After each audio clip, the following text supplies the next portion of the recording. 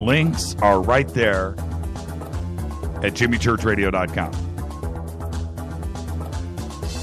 All right. For KJCR in the Game Changer Network, I am your oh-so-humble host, Jimmy Church. Welcome to everyone listening all around the world, all across the United States, hither and thither, to and fro, back and forth, up and down, east and west, north and south, far and near. Welcome. This is Fade to Black. Tonight, Stan Deyo will be with us. Stan, a true pillar of knowledge, a finder of truth. Tonight we'll be covering a wide range of topics, including current events, his search for the Garden of Eden, the deception of UFOs, transportation, new forms of energy. Stan Deyo will be with us at the bottom of the hour. Excited about that. I will try not to be a fanboy tonight. Been following Stan for years. I've spent many nights going to sleep listening to a Stan Deyo interview or presentation and just was just sucked in. Stan Deyo with us tonight. Very excited. Big salute to the proud men and women in uniform, in harm's way, defending our Constitution and our right to freedom of speech. That's what this show is all about. I think one day I'm going to be like Wally George. We'll be doing a video simulcast here in the studio. We've done a lot of those, but we'll do one in the future. I swear I'm going to have an American flag right behind me. Maybe I'll be wearing a bad toupee just like Wally George. Whatever happened to Wally? Is Wally still with us? Does anybody know out there? Follow us on Twitter right now at JChurchRadio. That's what you want to do, at JChurchRadio. Come hang out in the sandbox. The sandbox is hashtag F2B. That is Fade to Black. Hashtag F2B. That is our feed into the sandbox. Come hang out with us tonight. Come see what everybody is out there talking about. And faders.org, don't forget about that. It's free. It's fun. Become a Fader Not today. It's very simple. To become a Fader Night, you got to do a little bit of work. Everybody's been talking about it. I get it. I get the emails. I see the tweets. I get stuff on Facebook. How do I become a Fader Night, man? I want to become part of the family. It's simple. You got to come over here and hang out and show that you care and show that you are smart. Come hang out. Lori Brooks, she just tweeted right here. She's ready. She's ready. Let's do this. She did the same thing. She's a Fader Night. Come hang out with us. All right? That's all you got to do. You'll get vetted. You're going to get questioned. Make sure that you're really here for the right reasons. But the reasons for this show's success is the Fader Knots. So come hang out with us. You know you want to. Hashtag F2B at JChurchRadio. That's it. And then from there, you'll get your secret code, and you can go over to www.faders.org, and you get to maybe get a badge, a Fader Not badge, your very own badge. You're going to get your own. There's a bunch of things that go with it. You're going to get your own blog site, and it's free. You're going to be able to blog to the world and check out all the action that goes on over there, and it's a very friendly, cool place. And if maybe you've seen something strange, maybe something in the skies, maybe something in your home, maybe you're wondering about lost civilizations and just all of that stuff out there that makes you think. Well, come over and hang out with the Fader Knots because they are you. Always remember that. It's a great family. www.faders.org. Become a Fader today. All right. Don't forget, if you go over to jimmychurchradio.com right now and you scroll down, you're going to see a banner there. You're going to see Truth Funders. Click there after you're done, and you check out Truth Funders. Go to Studio Dome. You'll see it. It's a black banner right there. That is for the Studio Dome SD1 Bluetooth speaker. All Fadernauts, everybody listening to this show or other shows with your iPhone, your iPad, anything with Bluetooth connectivity, your laptop, you need an SD1 speaker. They sound amazing. It'll freak you out. You'll never listen to your phone with headphones or the built-in speaker ever again. The SD1 speaker does all of that for you. It's voice activated. It comes with a really cool antenna to extend the range of it. It's an amazing speaker. So go to Studio Dome, enter promo code Jimmy, Jimmy, Jimmy, and you're going to get, as a Fadernaut, a special promotion, $40 off of the list price of $99.99. That's $59.99, and you're going to get free shipping. Go check it out right now. Studio Dome. Amazing. I've got one right here. Amazing. I'll tell you what. You need to take somebody out. This is what you're going to use. Happy birthday. Let's get this show cracking. Happy birthday to Nancy Burns. She is 29 years old today. 29 never looked so good. Happy birthday, Nancy. Also today, it's official. Let's get this show cracking. Today, Alice Cooper is 67 years old. Somebody asked me how he's trying to get away with saying he's 67 years old. I got to tell you, when I hung out with Alice in Phoenix back in 97, I think, 95, 96, 97. Wait, that's 20 years ago. He was 67 years old then. Man. Oh, stop, Alice. But today he's telling us he's 67 years old. Happy birthday. Also today, director George Romero, 75 years old. Offspring guitarist Kevin Wasserman, dude is a slayer, by the way, an amazing player, 52 years old. And Kansas drummer Phil Ehart is 65. And, for a drummer, he's a pretty talented songwriter. He co-wrote Point of No Return, a couple of other tracks for Kansas. Also, don't ask me how I find this stuff out. He is one of the only members of Kansas, I think there's another, that was on every single album cover. Phil Ehart. Today, 65 years old. Great drummer. Our dead guy's birthday today, Charles Lindbergh. That's right. Made the first solo airplane flight across the Atlantic in 1927. The historic flight began in Long Island, ended in Paris, and completely nuts, if you ask me. Would have never done that, but there's always a first for everything. He was the one, and for which he received the Medal of Honor, America's highest military accolade. Charles Lindbergh. All right, let's see. Where am I? Yesterday, I meant to, and I didn't get to this, but yesterday was Dave Davies' birthday of the Kinks. The guitar player for the Kinks, started the band in 1963. And I wanted to fire this up and get this going in Twitter yesterday, and I spaced it. So I have it here today. What was the better Kinks song? Was it You Really Got Me, Lola, or Come Dancing? Light up Twitter right now. Come Dancing. Yeah, Come Dancing. You got all, you kind of got three phases right there of Kinks. You got the Orig, you got You Really Got Me, you got Lola, a little bit later, and then you got Come Dancing, that 1980s MTV vibe.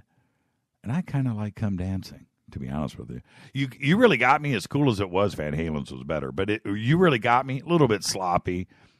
Plus, they were young. I get that, but there were rumors that Jimmy Page played that solo. I'm just saying. So Dave Davies didn't even play his own guitar solo. There's a rumor. I don't know if that's true. See, Logan De Los Santos just tweeted. I'm watching this go by right here. How do I get a code for Fadernauts? Thanks. See, That's somebody that's smart right there. Logan De Los Santos, you're going to get retweeted right now. Boom. Bam. And now you're retweeted, and I'm going to send somebody over. Les, go check out Logan. Do some verifications. See, that's how you do it. At JChurch Radio, right there. I don't know how many snuck by me during my yapping right now, but that's how you do it. Ziggy says, you really got me. Les Johnson says, come dancing. See? Mark Dunbar says he's got to go with Lola. I like Lola, too. Come dancing. I see. Wow. Polarization starts in the sandbox. All right. Follow us on Twitter at JChurch Radio. It's what you want to do. Facebook and YouTube. I almost made a comment about YouTube. I'm going to hold that off for now. But come follow us on Facebook, YouTube. If you are at jimmychurchradio.com right now, all of the links are there to follow everything, like and subscribe. It's all right there. If you're on Spreaker right now, I think we've got some links up. I think Facebook is up there, maybe the webpage too. I don't know about Twitter. Is Twitter on the speaker page? Somebody help me. Joshua Keppel just said, come dancing, definitely. I know, there's something about Nethead just said, come dancing. There's something about come dancing that rings for me. William Kidd just said, Lola all the way. Lola, if I have to pick one from Bob, okay. I don't know, there's something about come dancing. I don't know. Maybe it's because it was when I was like a senior in high school and that came out. No, wait, that was a couple years later. I might have been out of high school. Maybe 83 when that song came out. Patrick Flynn. Patrick, you're a heavy metal guy. I thought you would be You Really Got Me. But he says, come dancing. There you go. All right. Be sure to ask. I'm looking at F2B IRC bot. Mini Fang. I'm here. Ask. Oh, man, Fang. Ask Stan about UFO propulsion. Yeah, we will definitely be getting into that. No doubt about that. Okay. Logan De Los Santos, you're back. Yes, you're doing the right thing. That's how you do it. Okay. All right. Let's get this show going. What time is it? I am due for my break. I'll be coming back for some news that you don't know anything about. Tonight, I'm going to see if Stan wants to take some open line phone calls with you, Fadernauts, 323-825-5045. Email throughout the show, Jimmy at jimmychurchradio.com. You can also go to jimmychurchradio.com, go to the contact page, where we use non-NSA specially encrypted servers. Don't forget about the new column in TweetDeck, hashtag F2BQ. You got questions for me? That's where they pop up. Keep it clean. Don't pack it. Keep it clean. And I'll hit somebody with it. This is Fade to Black, bespoke radio for the masses. I'm your host, Jimmy Church. That Doug Aldrich's pretty cool, wasn't it? Well, you know what? Here's some more.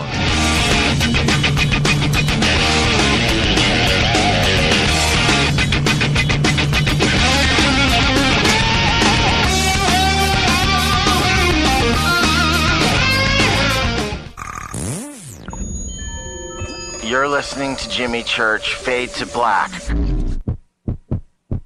What's up, revolutionaries? It's me, Jimmy Church.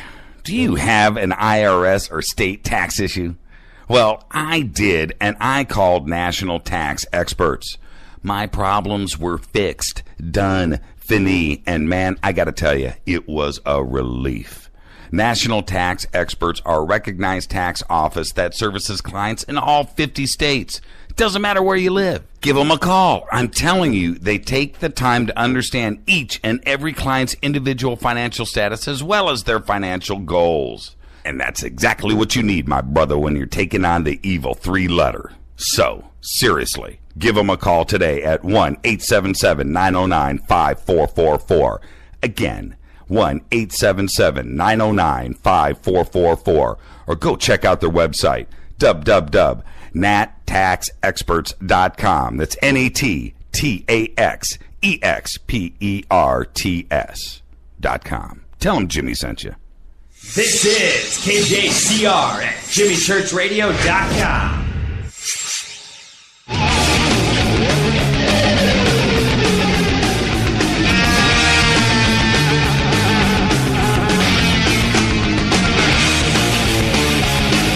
Welcome back. Fade to Black. I'm your host, Jimmy Church. Bespoke radio for the masses, only on the Game Changer Network. Spreaker. We're working out some details. We'll get it all done with iHeart. Tune in. It's got to be right. And when it's right, we'll have it up on the website. Then you'll know. We'll make the announcements.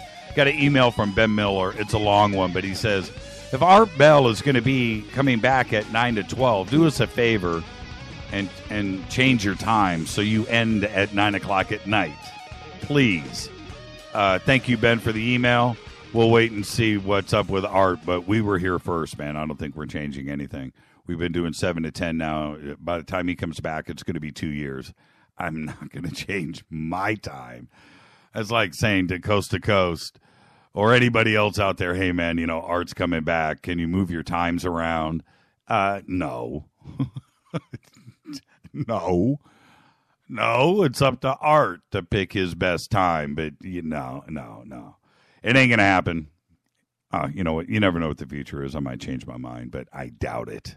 I like that 7 to 10 slot. I just feel good. My entire sleep cycle is based around that 7 to 10. I'm not going to change. All right. Later on tonight, Stan Deyo is going to be with us. Tomorrow night is Fader Night, best night of the week. Well, for me, at least. Tomorrow night, open lines all night. Fader night. Let's get to some news. Last night I yapped so long I didn't get any of the news in. So tonight I'm going to talk fast. I'm going to drink some coffee. I'm going to get it all in before San Diego at the bottom of the hour. King Abdullah of Jordan vowed severe response for the murder of the captured Jordanian fighter pilot, saying ISIS isn't just fighting his nation, but it is warring against noble Islam itself. He said that on state TV. The country wants to step up its airstrikes now against ISIS, and they are reportedly doing that as we are doing this show tonight. One of the convicts hanged. They executed 2 terrorists last night during the show. Those reports came in. I didn't read them over the air last night live. We already had the tragic accident that happened in Taiwan or Taipei with Air Asia. You know, so that was enough to break up the show last night.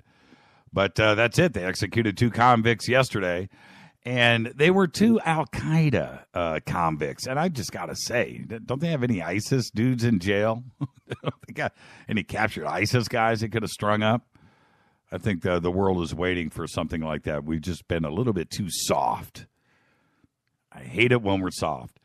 Becoming the first credentialed, well-known media insider to step forward and state publicly that he was secretly a propagandist and editor of a major German daily has said that he personally planted stories for the CIA, saying he believes a medical condition gives him only a few years left to live and that he has filled with remorse. Dr. Udo Olfkott, the editor of Frankfurter Allgemeine Zeitung magazine, one of Germany's largest, said that in an interview that he accepted news stories written and given to him by the CIA and published them under his own name.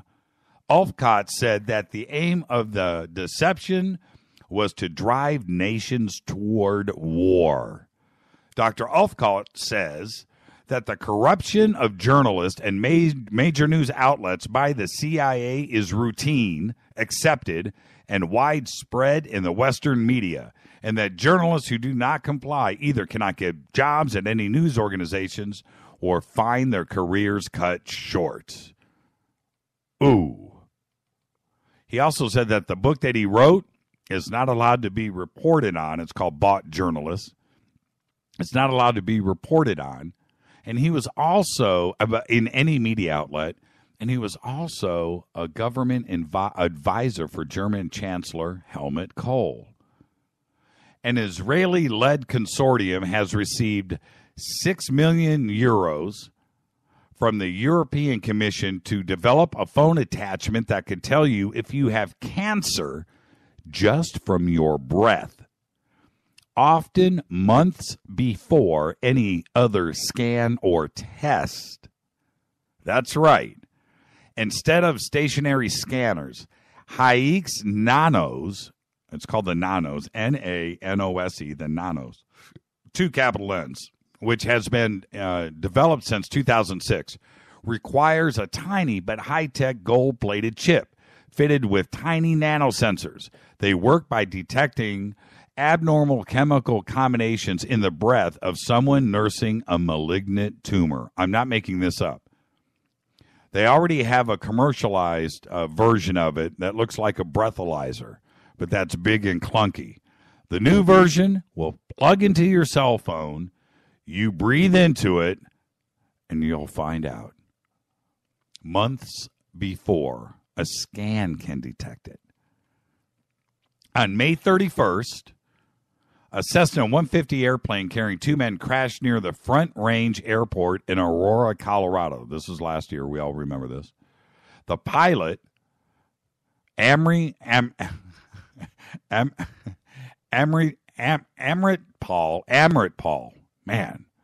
Paul Singh, and a passenger were both killed. Now the National Transportation Safety Board investigation says that the crash was likely caused by an attempt to take a selfie. The plane's windshield had a mounted GoPro, and on the day of the crash, it recorded Singh and multiple passengers taking selfies and texting during several short flights. Specifically, there is footage of Singh posing and messaging on a short flight minutes before he embarked on the flight that crashed. The GoPro wasn't recorded during that last flight, but the NTSB has concluded that the crash fits into a pattern of distracted flying. Wow. When I was, oh man, when I was out flying over the Malibu deep underwater base, go look at the pictures that we posted over on Facebook. A load of selfies. I read this and I was just thinking, we weren't doing it during takeoff and landings, but wow, we were a lot. I won't do it again. I just won't, not after reading that. The big ticket items such as the Space Launch System, the Orion capsule, the Commercial Crew Program, grabbed big bucks and headlines as NASA unveiled the White House's 2015 budget proposal. But some astronomers and science fans are most excited about the inclusion of a new mission, a trip to Europa, Jupiter's 4th largest moon. Europa is appealing to astronomers due to the oceans hidden beneath its icy surface. Though the moon is far away from the warmth of the sun, the tidal forces exerted by Jupiter cause friction that warms Europa's innards and keeps its oceans melted and moving. Researchers believe there are likely hydrothermal vents on Europa's ocean floor and that the moon's icy crust features plate tectonic-like behavior. But let's not forget, Arthur C. Clarke predicted this a long time ago. A long time ago. British lawmakers, now this just shows that we are truly in the future right now. British lawmakers passed a bill Tuesday that would allow scientists to use techniques to create babies from DNA of 3 people. A move that would could prevent children from inheriting potentially fatal diseases. Listen to this. Parliament voted overwhelmingly in favor of the measure, putting the United Kingdom on course to becoming the first country in the world to permit embryos to be genetically modified. 3-parent in vitro fertilization, it's called IVF, aims to prevent mothers from passing on inherited diseases and involves altering a human egg or embryo before transferring it to the mother. British legislation currently forbids any modification of embryos before they are transferred, and critics see it as a step toward creating so-called designer babies. The 382 to 128 vote in favor of allowing the techniques means that the bill now needs to be approved by the House of Lords before coming law. Now, does that remind you of the movie Gattaca? Reminds me of the movie Gattaca. It's kind of creepy. Several hundred protesters have reportedly tried to break into the Ukrainian president's administration office in the country's capital of Kiev, but were repelled by security forces guarding the building. The standoff grew and the clashes in the street. Now, the demonstrators who demand access to the administration's conference room in order to make a TV statement are still clashing with the National Guard, TASS reports. But that's not what is crazy here. You know what else they demand? They demand martial law. They want martial law. They want martial law because of the clashes that are going on out there. They insist that fighting with the rebels in the southeast of the country is nuts.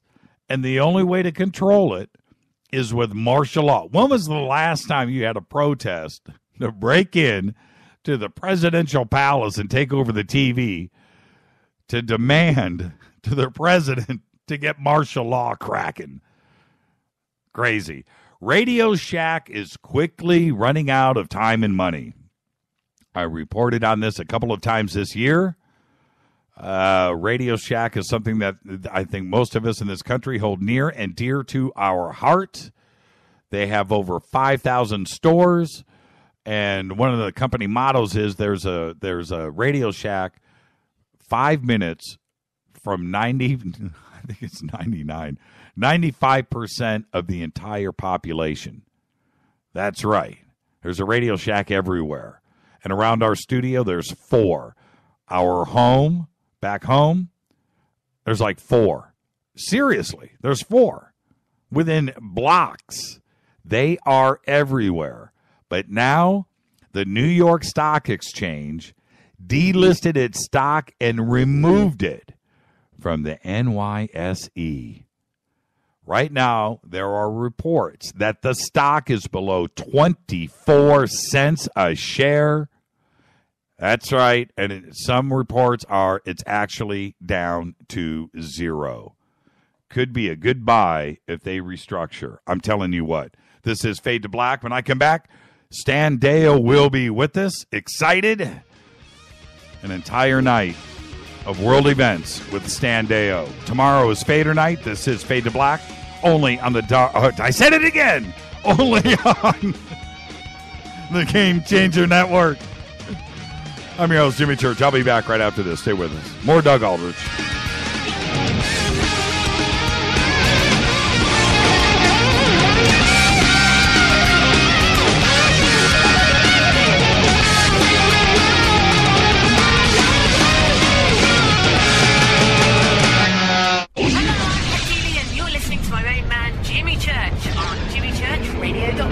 My name is Nick Dominguez. Hi, I'm Rex Dominguez, and I listen to JimmyChurchRadio.com. Jimmy is your preacher. Amen. This is Toby Kebbell. You're listening to JimmyChurchRadio.com. Don't hurt me, Jimmy. I'm only little. Hey, I'm Adrian Grenier. And this is Ari Gold. We're of the Honey Brothers. Yes. We're of the Honey Brothers. Hey, I'm Adrian Grenier. And I'm Ari Gold. We're the Honey Brothers. And you're listening to Jimmy Church. The Revolution.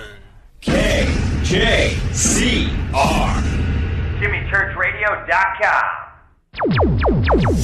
Despite popular opinion, reading a book will not make you smarter. But listening to Jimmy Church will.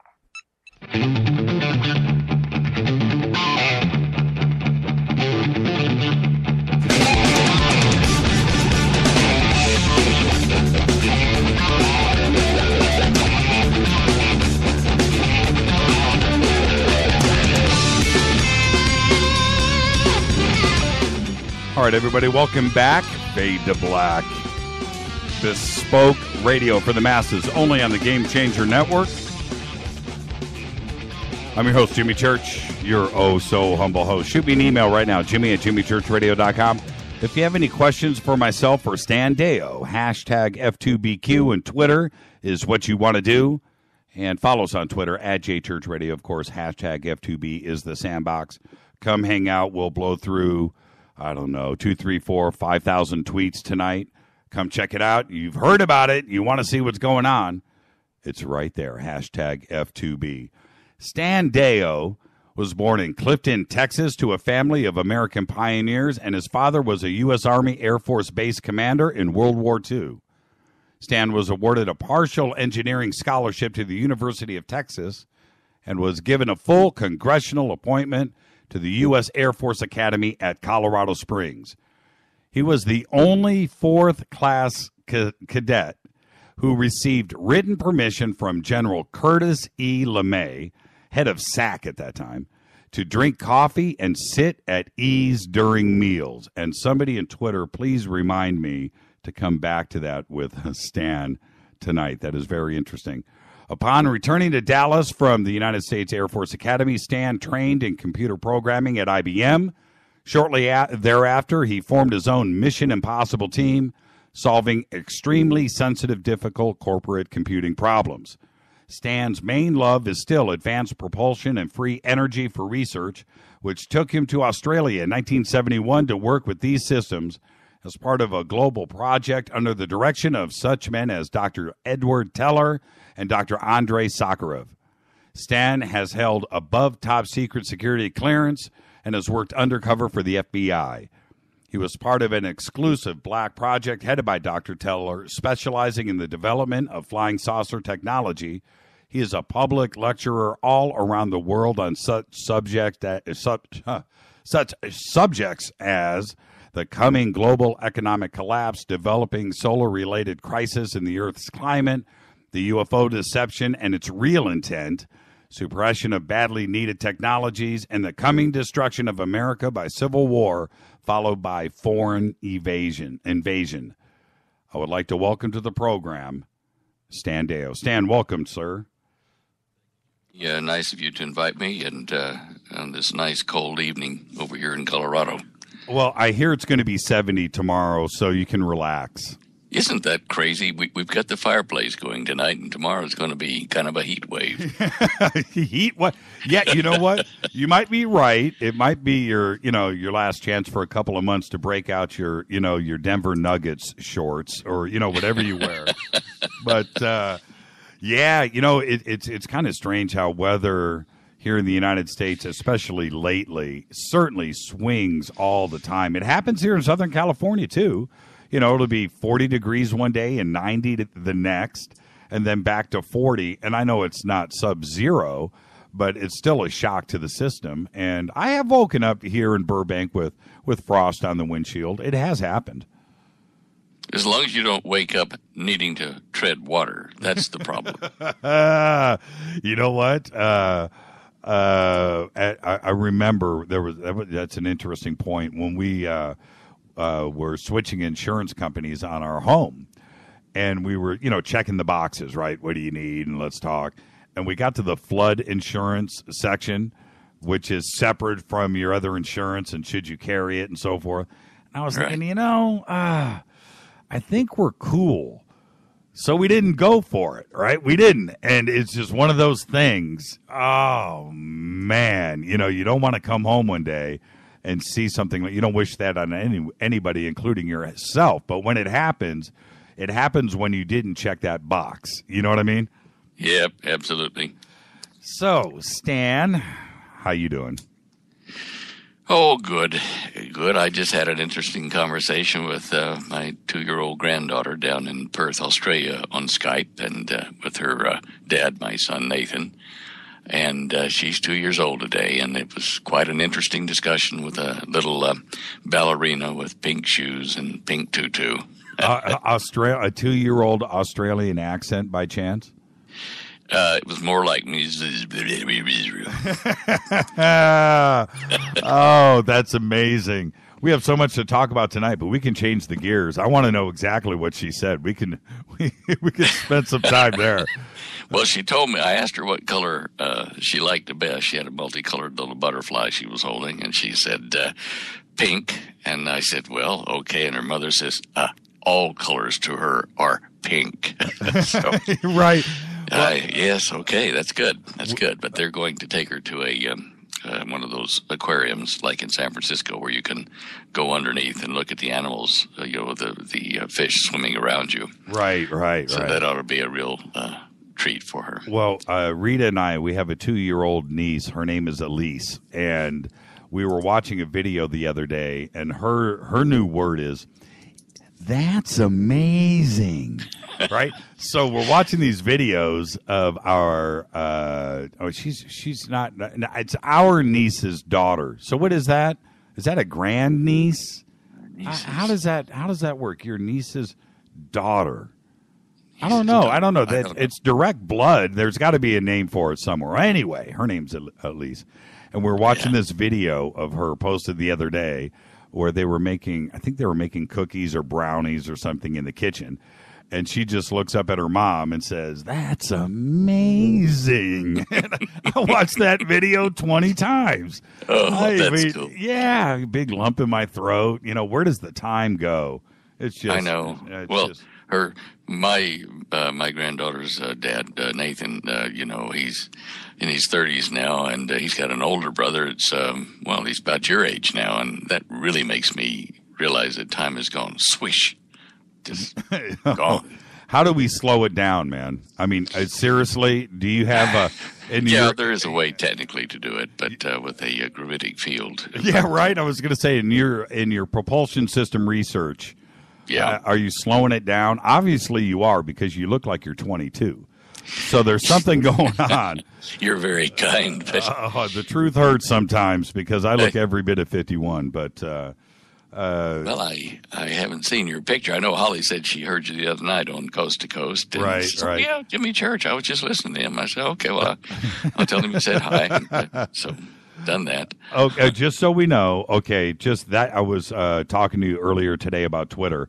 So I got about 6 tweets right in a row. It's great niece, great niece, great niece, great niece. So it is great niece. Boy, isn't technology wonderful? That's great. Oh, man. You know what, though? It's good and it's bad, because when I make a mistake, you've never seen Twitter act so fast in your life. It's just like instantaneous. Sharp knives come out. Yes, man. And I can be right. I can be half right, and it's okay. But, man, when I am all wrong, and they let me know it, it's really funny. I've been there and done that a few times myself. Wow. So, as everybody knows, this is a conversation between friends. We're just, kicking it in my living room or on my couch. We're going to start where we're going to start. I said it in the intro of the show, and I did want to do this, but I had to give myself a legal clearance on this. I'm a fanboy. I've been following you for years, and I'm going to try to behave myself and be as objective as possible and try to get to the hard questions if I can. But it's going to be tough. I've been a fan for a long time, and it is indeed an honor to have you as a guest with us tonight. But let's start. Let's do this. You ready? Thank you, Jimmy. Sure. Yeah, I'm glad to make your acquaintance, and I'm sure we'll have some other fireside chats as time goes on. Absolutely, absolutely. Let's start with the Air Force Academy. And the Curtis LeMay thing is pretty interesting in your bio. And so I would like some clarification on that, exactly what that is. But what did you, as you left and graduated? Didn't graduate. Oh, okay. Now, we had a big falling out, about 150 or 60 of us. We were what they call the honor code reps. And we were the only class ever, or only group of cadets ever to get away with this and not go to prison or go to the front line. But the regular Air Force was booting out some of our fellow cadets on trumped-up honor code charges, which we knew were false because, we were, the judges, the honor code reps in our squadrons. And so we said we're going to go on strike and not take our finals. And if you don't reinstate these cadets that you maliciously and, falsely kicked out of the academy. You've put a mark on their record. And so they said, well, we'll just show you who's in charge here. This is regular Air Force, and you're confined to quarters, and we didn't break, and they discharged us and flew us out to various hometowns after that and covered it up. And a U.S. Senator here in Colorado was going to blow the lid on it a few years later, and he died of cancer before he could bring it to the Congress. But it was way too late past that time, and I've kind of forgotten it and gotten over it. And I've seen a lot of my fellow classmates who became generals or, colonels, and some of them that didn't make it back from Vietnam. And, right. I have good memories. I go up to the academy every now and then and visit, so... I've driven past it. It's kind of funny because you can see it from the freeway right there. You just look and there it is, and it's so majestic.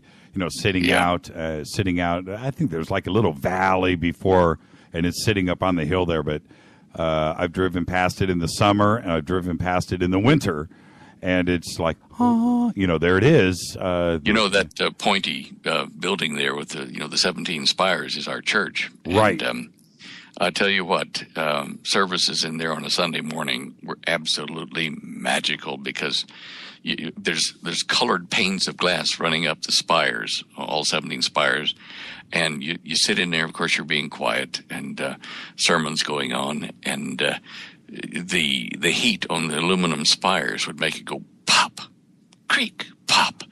And when you looked out the windows through these colored glasses, they were all over the roof. It was just like you were in another place, another time. It was just beautiful. And even the synagogue in the basement was quite, colorful with colored glasses and things. But it was down below the window line, so you couldn't see out there. But anyway, that's actually kind of crazy sounding because I would assume it's not required, but you must attend. So it's packed is what I'm getting at, right? It's full. And so you're in there during service, which it's quiet, but these loud pops are coming in that would be arbitrary, random, right? Right. They're just the metal expanding in a different rate to the glass. And so, of course, you get a little creak and a pop here. Would it ever be at a moment when, and the Lord said, pop? No, it never happened that way, but I certainly had something like that happen when I was speaking in a home to a Jewish women's league group down in Perth. Oh, you want to share that with us? Well, sure. What happened? Years after I'd left Dr. Teller's program, I was studying with some rabbis in Perth, and one of the rabbis had an aunt that was in the Jewish Women's League, and she said, would you come talk to us, at our home meeting, and, about what you've done, and, that kind of stuff. And I said, okay. And by that time, I think I'd written a book and had a bit of TV exposure. So it was, come talk to us, local TV star. So anyway, so I go, and it's an evening meeting, and we're talking, and all these women are sitting around. They're mainly cotton tops, middle-aged, older. And they're saying, can you tell us what you and the rabbis talked about? And I said, well, some I can and some I can't because, it's not allowed. Well, can you tell us about, UFOs and what this has to do with things? I said, well, sure. So I started telling him about, UFOs and things like that and, the deception. And I said, now, just imagine yourself. Here we are in this little home here. It's dark outside. And what would you do if we heard right now,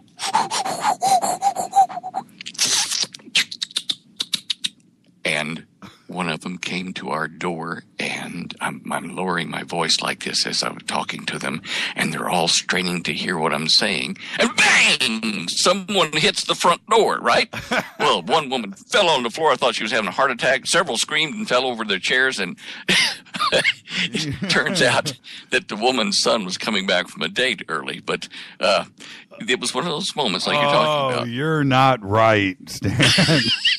You are not right at all. Well, it was serendipitous. I did not plan that. Yes, they asked for it, right? Yeah, they did. They did. You bring up a good point, which is the UFO deception, and I think I would like your definition of it.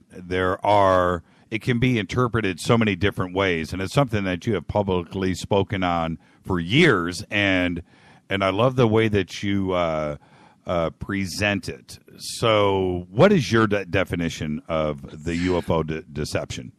Well, Jimmy, it'll probably come out different than when you've heard it before. I don't have a set, outline for doing it, but basically, because of what I worked on with Dr. Teller's group, I know that we have anti-gravity and a lot of other technologies that the world at large and public does not know about.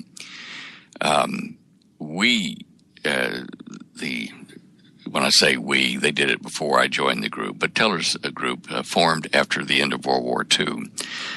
And what they did was they brought people, scientists, engineers, industrialists from various nations, eventually Dr. Sakharov from Russia, to several joint meetings where they decided, look, we now have nuclear bombs, nuclear weapons, and the next war, if we have one, if we allow it to happen, we know these weapons will be used and it will destroy the planet, throw us into global winter, and we will kill all humanity. We've got to get serious about convincing people to get along. And they knew that, for instance, Hitler had tried to force people into his new world order, the Nazi way.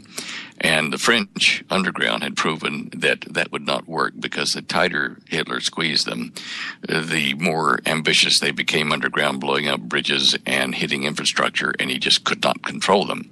So they knew that forcing people into a one world order wouldn't work.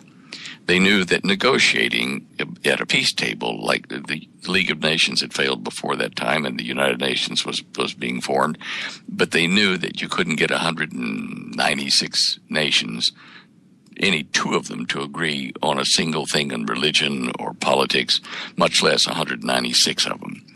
So they knew that by peaceful negotiation and by force, they couldn't hope to unify the planet. So that left them with what has been commonly called Alternative 3. And that alternative was and is basically, you need to give all of the religions, all of the countries, all of the cultures on the entire planet, the people, not the leadership, but the people, a common enemy that is apparently friendly but has the power to wipe them out.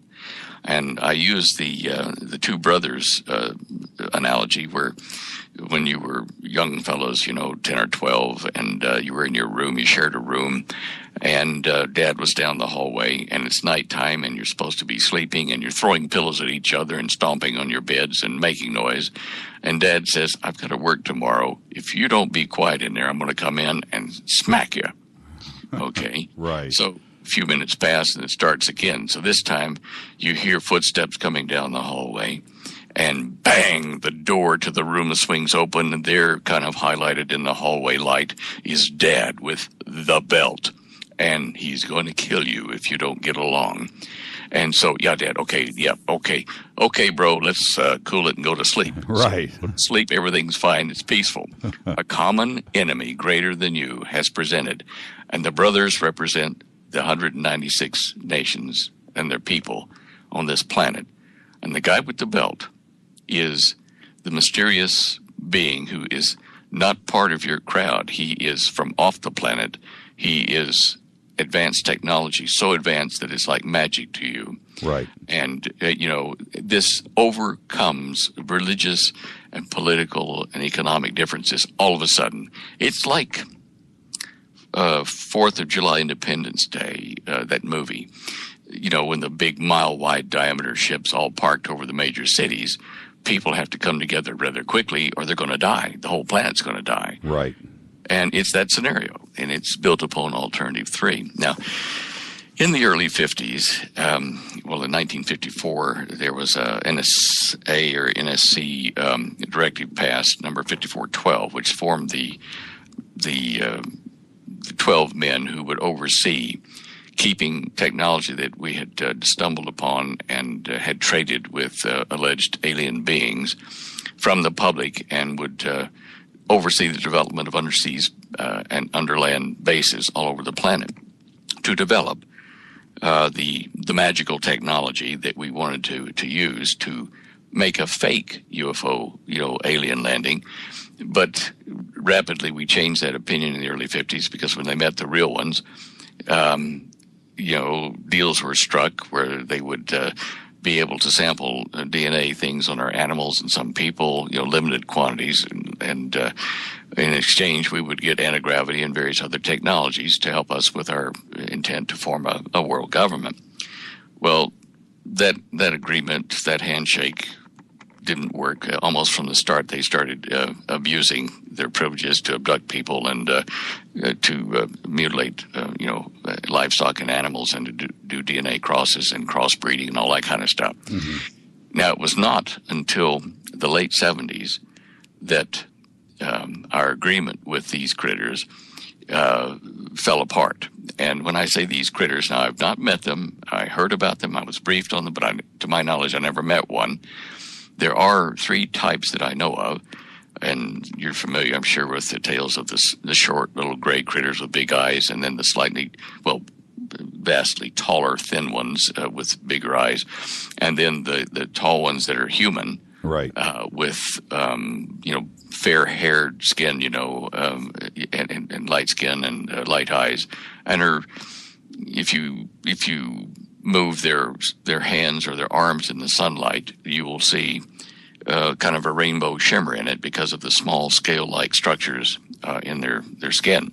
Right. Now, those are the 3 kinds that I had been briefed on. And as I say, I may have met one couple of them at a United Nations thing, but other than that, I don't know that I've ever actually met any of them. Now, they let us, or they asked us to build bases to help them build industrial complexes underground and under the ocean to build technology that they were supposed to share with us. But they started to do things without telling us, to develop structures and equipment and manufacturing that we didn't know about. So in the late 70s, they started actually kicking us out of our bases, and shooting battles ensued in various places, which you've heard of at Dulce and various other things like that. Where I don't know if we have any bases run by humans left. I think all these beings control everything now. They only needed Earthmen to build these structures, to make infrastructure for them to then take over and build weapons for a war that they're fighting with another being and his troops, which aren't on the planet at the moment. And we're just collateral damage. We were used to help set up their infrastructure to build weapons. It seems as though they were kicked out of where they were dwelling, which was like a parallel universe to our own. And they were kicked into this universe. And when they came, they couldn't take all their technology or their manufacturing complexes with them.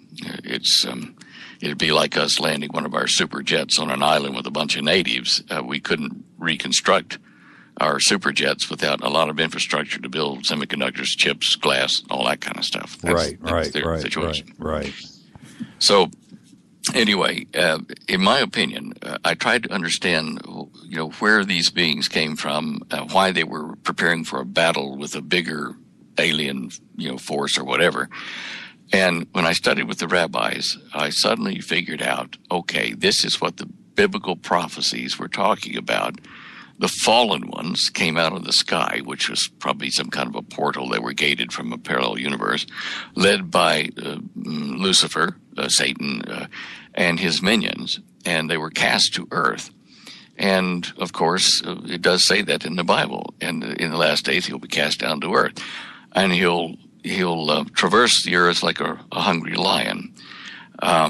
There's a lot more to that story. But anyway, that basically tells me that what we are seeing in the first instance, when UFOs officially are announced all over the planet, the first wave of them who come to allegedly help us, like in the TV series, miniseries V. Okay, the first wave will appear to be friendly, and it will help us with technology and medicine, and help us organize a global government, and how to protect the planet from meteor strikes. Blah blah blah. Right. And okay, so people that don't know any better and don't know that this is what's coming about will be deceived, and they will think this is, our creators. They are the ones that manipulated the gene structure of apes and made humans and made the Garden of Eden. And so, there may be even a production made in 3D holographic imagery where these beings say to mankind, look, Jesus, well, he was on the cross here. We were there, actually, and here's a video, a 3D hologram of the crucifixion, and he's one of us. Can I jump Sure. in real quick? So the deception, our own leadership of each country that were interacting, they were completely duped then, and they weren't smart as they'd like to think they are. They didn't see through any of this, did they? Well, not all of them. A couple, I think, did, and like McDonald, James McDonald, who committed suicide in a strange way. Right. And the Navy secretary, I forget his name now, but anyway, Forrestal out of the hospital window, and his notes all disappeared. These things tell me that there were probably a couple of people that were aware of what was happening, but could not stop the momentum of so many others that wanted to support it. Well, and LeMay, I can only picture LeMay was the one screaming, "We got to fight these guys!" From the beginning. We used to call him Old Iron Ass. He was tough, let me tell you. And he was. When I wrote the letter to get permission to drink coffee at the academy, it was. It's a tradition when you're a fourth class cadet. There is the senior classmen. You sit with a group of them at a table of about 10 of you, and at the end of the table there's a senior cadet that is the table commander. And we had a particularly nasty table commander. I think he'd pull the wings off butterflies and enjoy it. But anyway, he says to us, the fourth classman at the table, he says, I want you guys to get a picture of your girlfriend in a bikini. And if you do that, I'll let you sit at ease and drink coffee for one meal. And so I didn't have a girlfriend at the time, so I didn't do that. A couple other guys did. And finally he says to me, Deyo, he says, haven't heard from you. Where's your picture? Sir, I don't have one. Don't have a girlfriend. Can't do it. Well, give me, I don't know, picture or something from some important, Hollywood star, some important person. So I thought about it, and I said, yes, sir, I'll do that. And so I went back to my room that day, and I drafted a very brief note to the commanding general of the United States Air Force, General Curtis E. LeMay, and I said, sir, I hate to take up your time, but basically, here's the story, and I thought it would be kind of funny, kind of a joke on my table commander if you were to be my coffee chit, write me a letter to say it'd be okay, because you're important enough that I think he'd respect that. And so I signed it and put it in the envelope and went down to the mailroom on my floor. And the mail clerk says, son, he says, do you realize that you're writing the commanding general? I said, well, yes. I said, it's just a quick note. And he says, we had a cadet do that last year and they court-martialed him. I said, oh, well, give me the letter back. He says, no, it's in the mail system now. I can't give it back to you. I think he was. Did you ever meet LeMay? No, I didn't. But he within a week he sent it back by airmail, signed, courtesy LeMay and everything, permission to drink coffee on Coffee Chit. And so I did slip it into my tunic there, and I waited for several meals until this guy remembered, oh, hey, Deyo, did you ever get a Coffee Chit? And I said, oh, yes, sir, I did. He said, well, shoot it up here. So I pull it out and hand it to the upperclassman next to me. Of course, then we're all sitting at a brace, looking at our plates straight down and, eating square meals and all that. Anyway, so I hand it over to him, and the upperclassman next to me opens it up, and he looks at it, and he says, Deyo, he says, is this real? I said, yes, sir, it is. And he says, holy cow. And the table commander can't stand it. He said, well, pass it up. So it goes up to the table commander, and he looks at it, and he says, gentlemen, everyone sit at ease and drink coffee.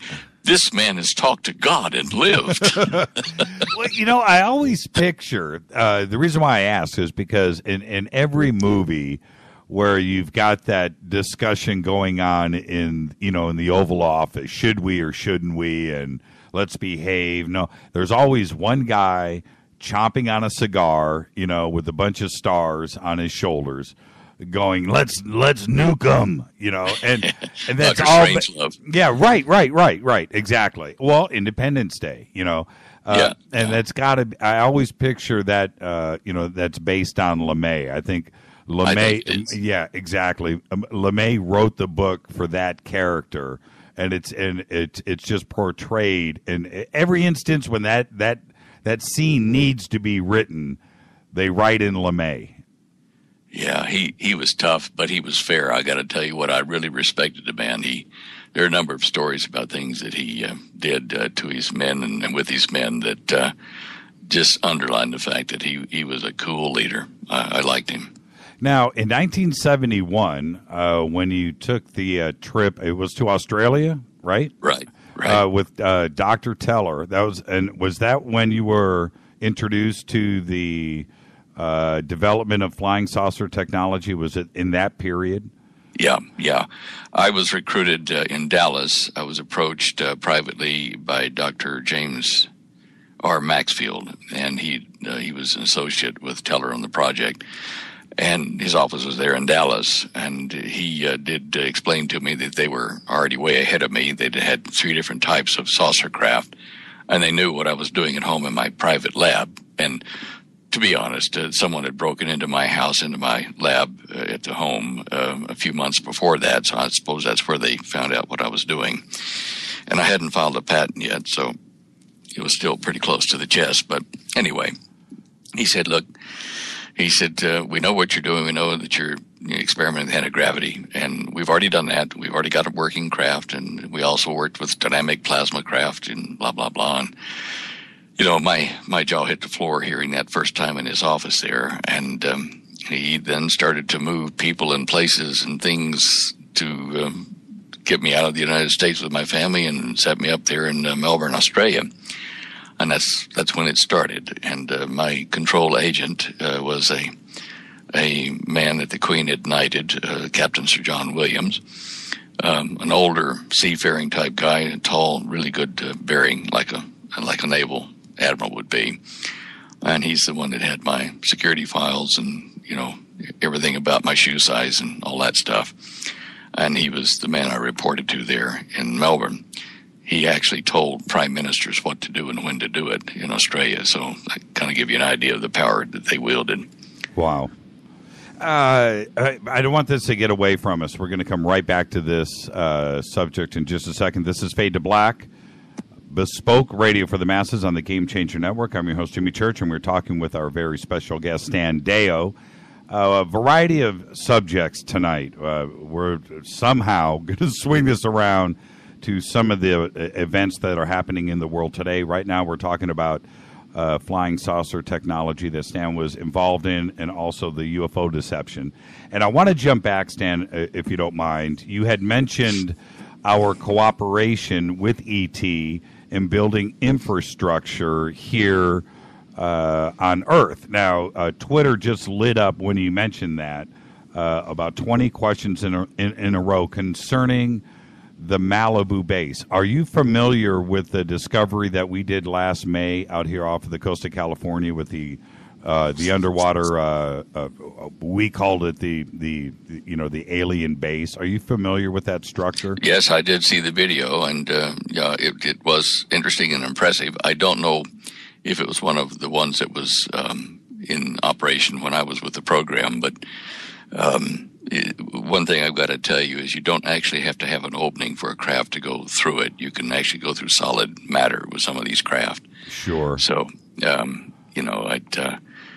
it did make a lot of questions arise to see that big cavern under there. I've heard rumors that we have a waterway that connects from the Pacific under the North American plate into Nevada, where we have a naval base there in the middle of Nevada. Right. Whether it's true or not, I don't know. Well, and the Naval Undersea Warfare Center, which is in the middle of Nevada too, as well, just north of Area 51.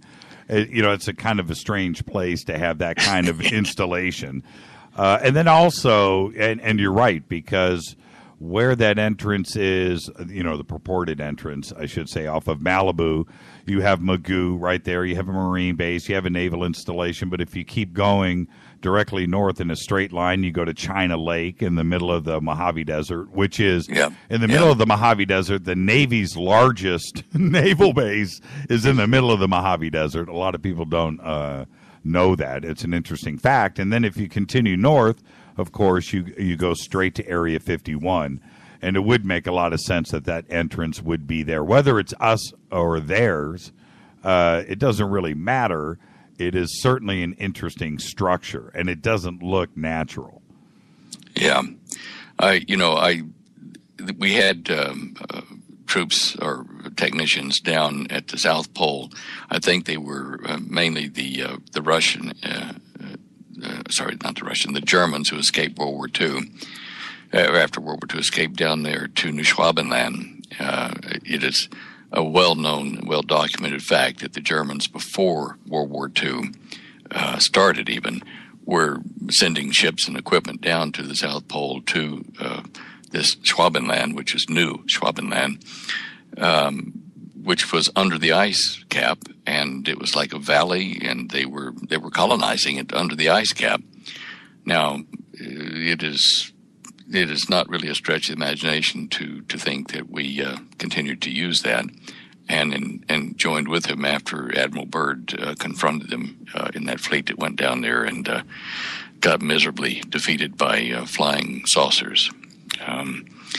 I know we had a base in that region, and I assume it's the same one, and we had one in the center of Australia underneath Pine Gap and west of there in the McDonnell Ranges. Right. Even our Aboriginal friends told us about the flying discs that came out of there in the evenings and mornings sometimes. So whose they are now, I think basically you can just bet that the super technology, the beings with that are the ones in control of the planet.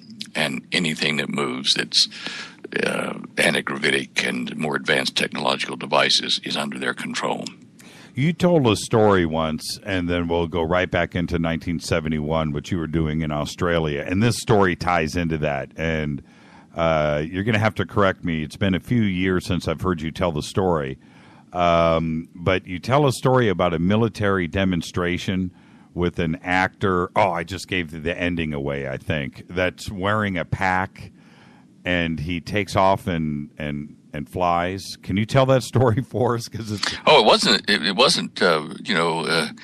Well, it was a short story that was written in the mid '50s, and of course, it was fiction. But I think it probably is closer to fact than you'd want to bbelieve. Right. Because a lot of the corporations that were mentioned in this fictional piece is called Noise Level. Oh, Noise Level. That's right. See, it's been a few years since I've heard you tell the story. That's right. It's called Noise Level. Well, the whole objective of the story, of course, was to try to find how to convince scientists to overlook the noise of their education that says that you can't have antigravity. And the way it starts, they're in the Pentagon, and there's a meeting of high-ranking generals of various services there together at this table in this room, and they're called together. In the middle of the table, there's this tarp over something on the table, and there's a film screen at the end of the room, which they're watching a movie that's played there. It's one of those 16 movies in the old days. And the movie shows a young redheaded fellow, in his late 20s, it looks like, and he's standing in a football stadium up close to the edge of it where a bunch of generals and other scientists were meeting or sitting there looking at him, and he stands in front of him. He's got some kind of a backpack on wrapped around his waist as a belt to hold him and everything and, support him. And he adjusts something on his chest on the control panel, and he slowly lifts up 10, 15 feet in the air, and then he kind of lays sideways, and he adjusts some more things on it, and zip, off he goes around the inside of the football stadium in the air and back over to where they are without making a sound. And then he's going to do the next move, which is a rocket straight up, and he twists the button, and big cloud of smoke, explosion, but you don't hear anything on the video. It's all just, or on the film, because it's 16 mil silent film in those days. And, he falls to the ground and bursts into flame and dies. And they said, gentlemen, this fellow, of course, is dead. And he lifts the tarp off the center of the table. He said, this melted pile of metal and plastic is all that's left of what he was wearing. And we want you, particularly the corporate engineers that are here with us from the various, leading aeronautics corporations and physicists, we want you to back engineer what this young fella did all by himself. Now, we have his apartment, and we'll take you over there and you can investigate and see if you can find any clues as to how he did this. So they all go over to the young man's apartment, and they find libraries on chemistry and physics and metaphysics and gravity and magnetism and art and the strength of sounds in the Indian mystical religions and how they move things to float. And they find a chemistry lab and a physics lab and all kinds of stuff that he's been playing with, and they can't figure out what. And they look at the books, and in the margins of the books he's made notations and scribbles that don't mean anything. So they're trying to figure out, how did he do this? Where was his mind at? It's all over the place. So they think and they research, and a month goes by and nobody's done it. Nobody's figured out what he'd done. And one company, one engineer, physicist out in California, and his mate decide to go fishing for the weekend. They've had enough of trying to figure out anti-gravity that this young kid could obviously do. So they're up fishing in a stream in the mountains in California. And one of them is looking at the stream, and where they throw in the line and the cork bobs, it makes a ripple that flows downstream and keeps its shape but flows on downstream. And he looks at it and he says, I know how he did it. And they pack up their fishing gear, go back to the factory, and they work for weeks. It takes them about a month. And they call everyone, that is there at the company working, come look at this. And they have about a 6-inch thick aluminum disc, about 30 feet in diameter, inside the factory, and hooked up to some wires and things on the top of it. And they throw the switch, and doggone, that thing goes and lifts up about 12 to 18 inches and just floats there. And everyone is impressed. We got to go show the Department of Defense and all the other agencies. So they go back to the Pentagon, they go into the same room, and they have videotape of it, and they say to the people there, look, we've done it. We figured out how that little devil did it. He did this with waveforms and blah, blah, blah. And so the people hosting the meeting, the Pentagon, kind of smile at each other and laugh. And they say, gentlemen, we'd like you to meet someone. And at the end of the room where that film screen was, they move the screen and a curtain is parted. And there's the young scientist with the red hair, that was apparently burned and killed in the crash of his device. And they said, what is this? I thought he was dead. No, it was an actor that we hired to fool you, to remove the noise from your mind so that you could think clearly and without prejudice and go forward. And you have done it. And that was the story. And I just marvel at that story because it's so true. Our scientists. 1952 that was written. All right, there you go. Yeah, isn't that crazy? If you look through it, you can thumb through it and see, Luhara helicopter, and you can see see Martin before Martin Marietta. You can see Learjet. Right, right. All those people were involved in that, and from there I traced over to, in 1958, to the records of the New York Herald Tribune or Times. New York Herald Times, probably. Anyway, it's in the back of the Cosmic Conspiracy. I reproduced and typed out both the articles that I photocopied, and they tell the names of the same companies working on anti-gravity for real that was in noise level. And, I knew, because I'd been in the program, that's where it all started. And so the short story noise level meant a lot more to me than it ever had before. And when you went to Australia, and I know you're going to enjoy my segue, nicely done, thank you. But the same thing happens to you, I would imagine. You go to Australia, and they hit you with this information. And the first question that comes to mind when they say that they've got 3 saucers and they've been back engineering and they're dialing in this propulsion system, what was your belief in ufology and UFOs at that time, and how did you wrap your mind around it? It took a few months.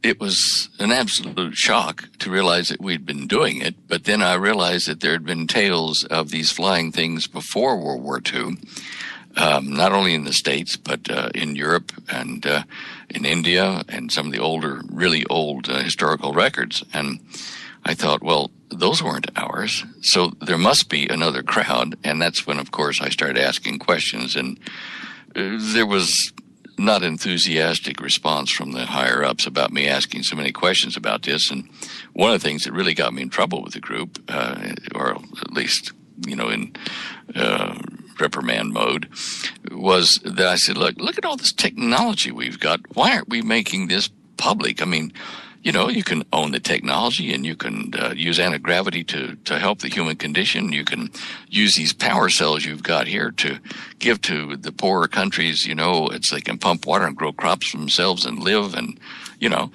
and they kind of told me in summary, boy, you just don't understand what this is all about.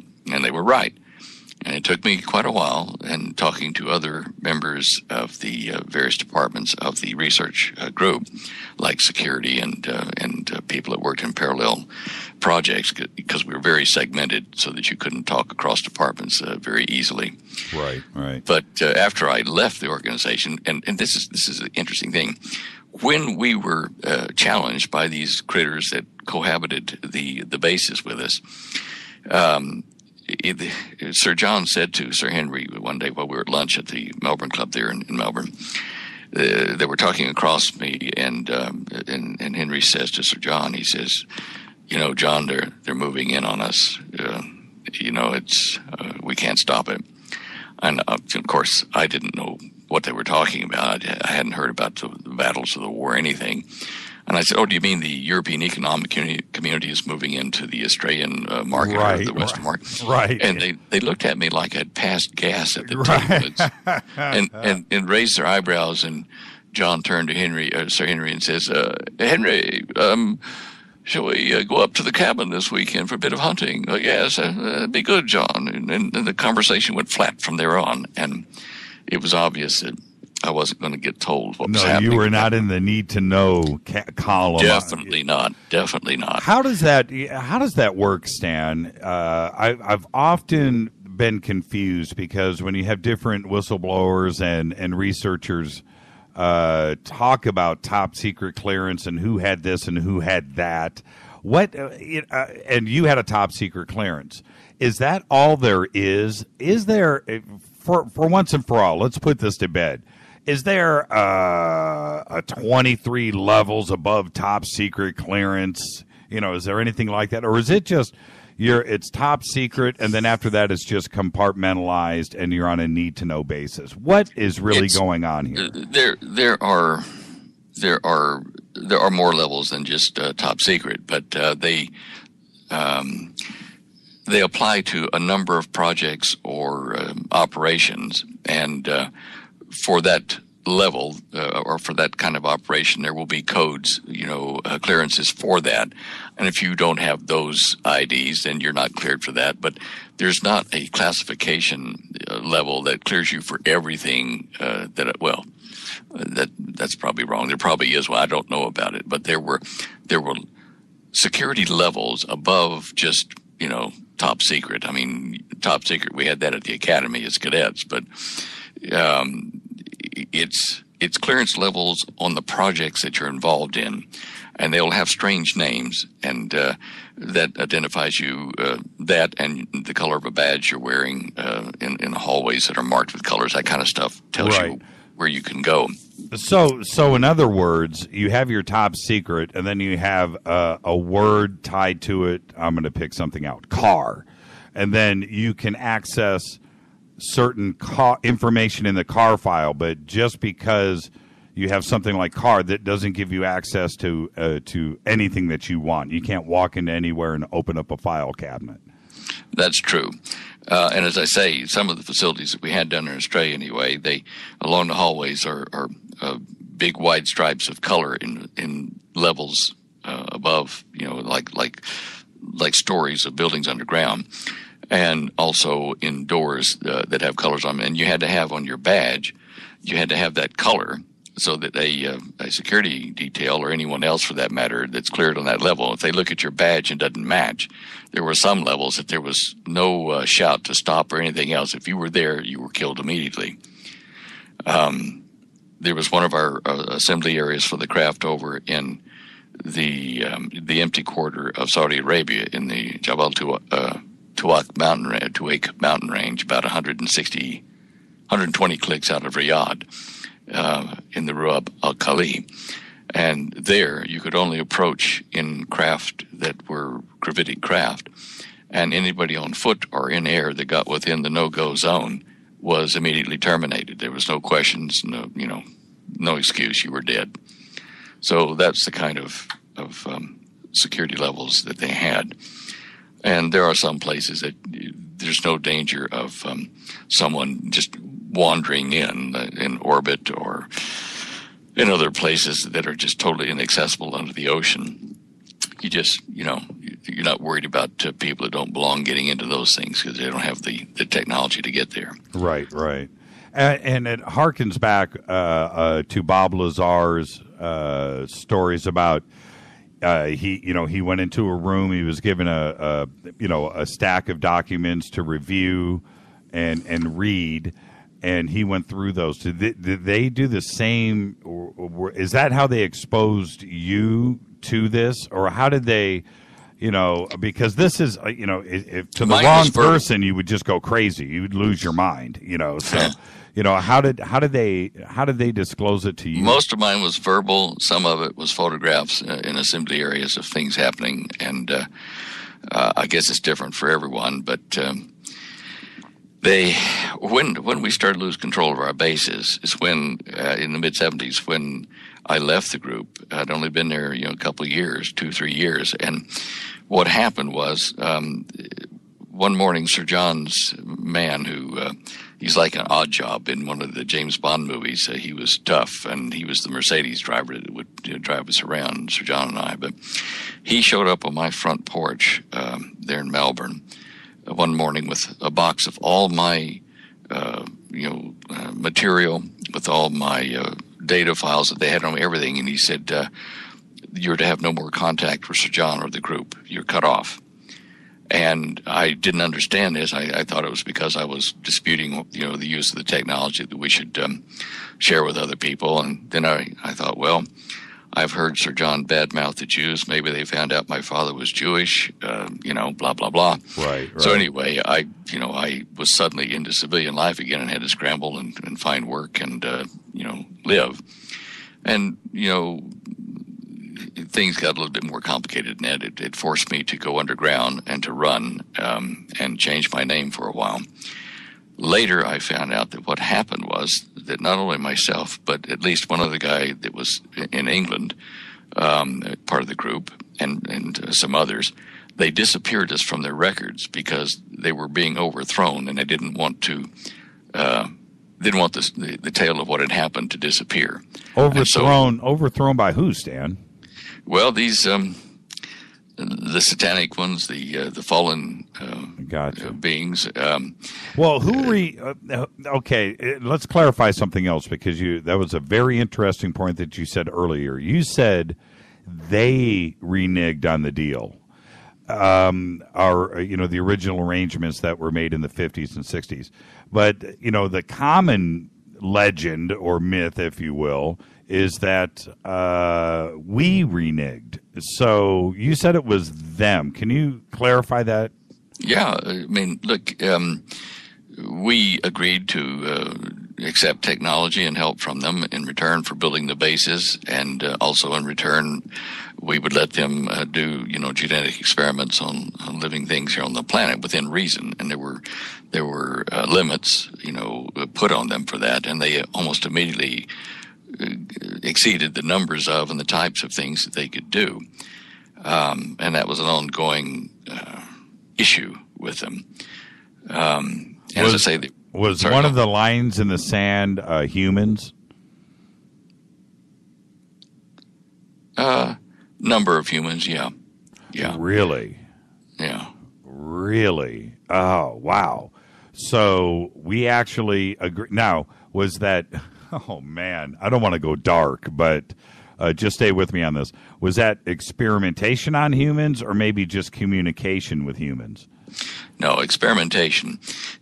Probably unbeknownst to our human counterparts in those agreements or contracts or treaties, was the fact that these beings were trying to make like biological robots that they could control remotely, with their intelligence.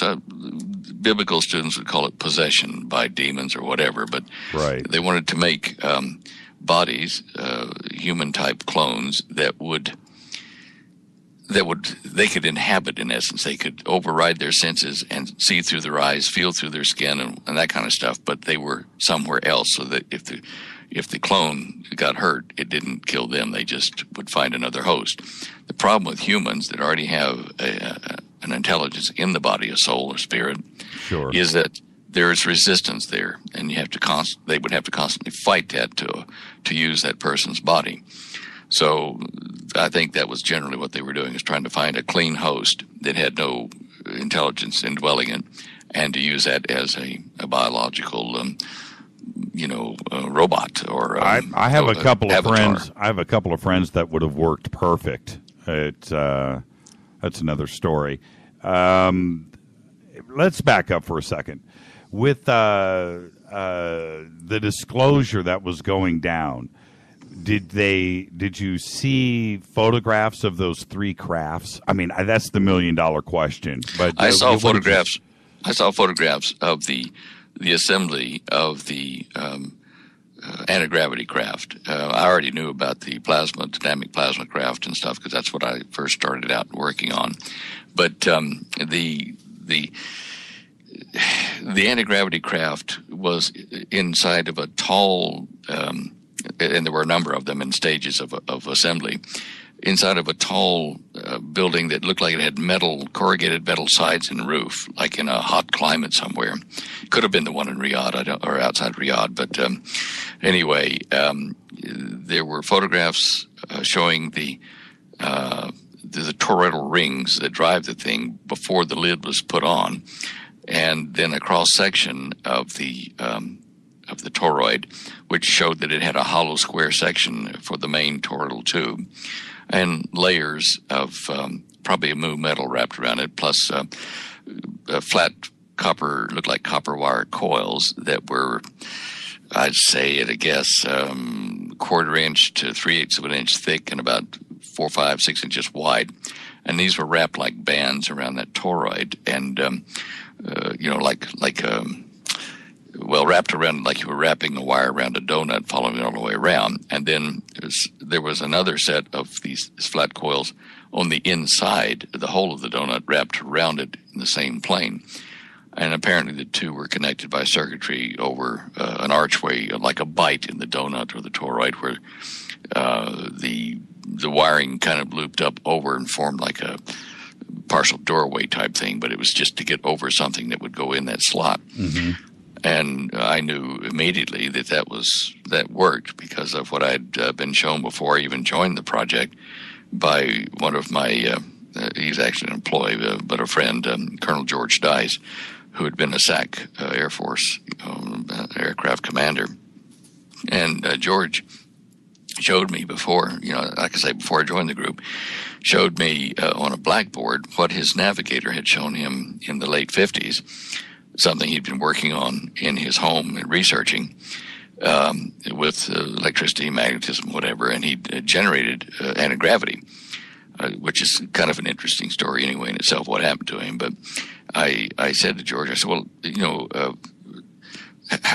where did you get all this diagram? So he said, well, he showed me the diagram, and then he gave me a sealed letter with that and other information for patenting purposes, and asked me to keep it to prove that he'd developed this. And I said, well, okay, where is that letter, or where's the drawing? He said, oh, it's with my parents in Florida in a box.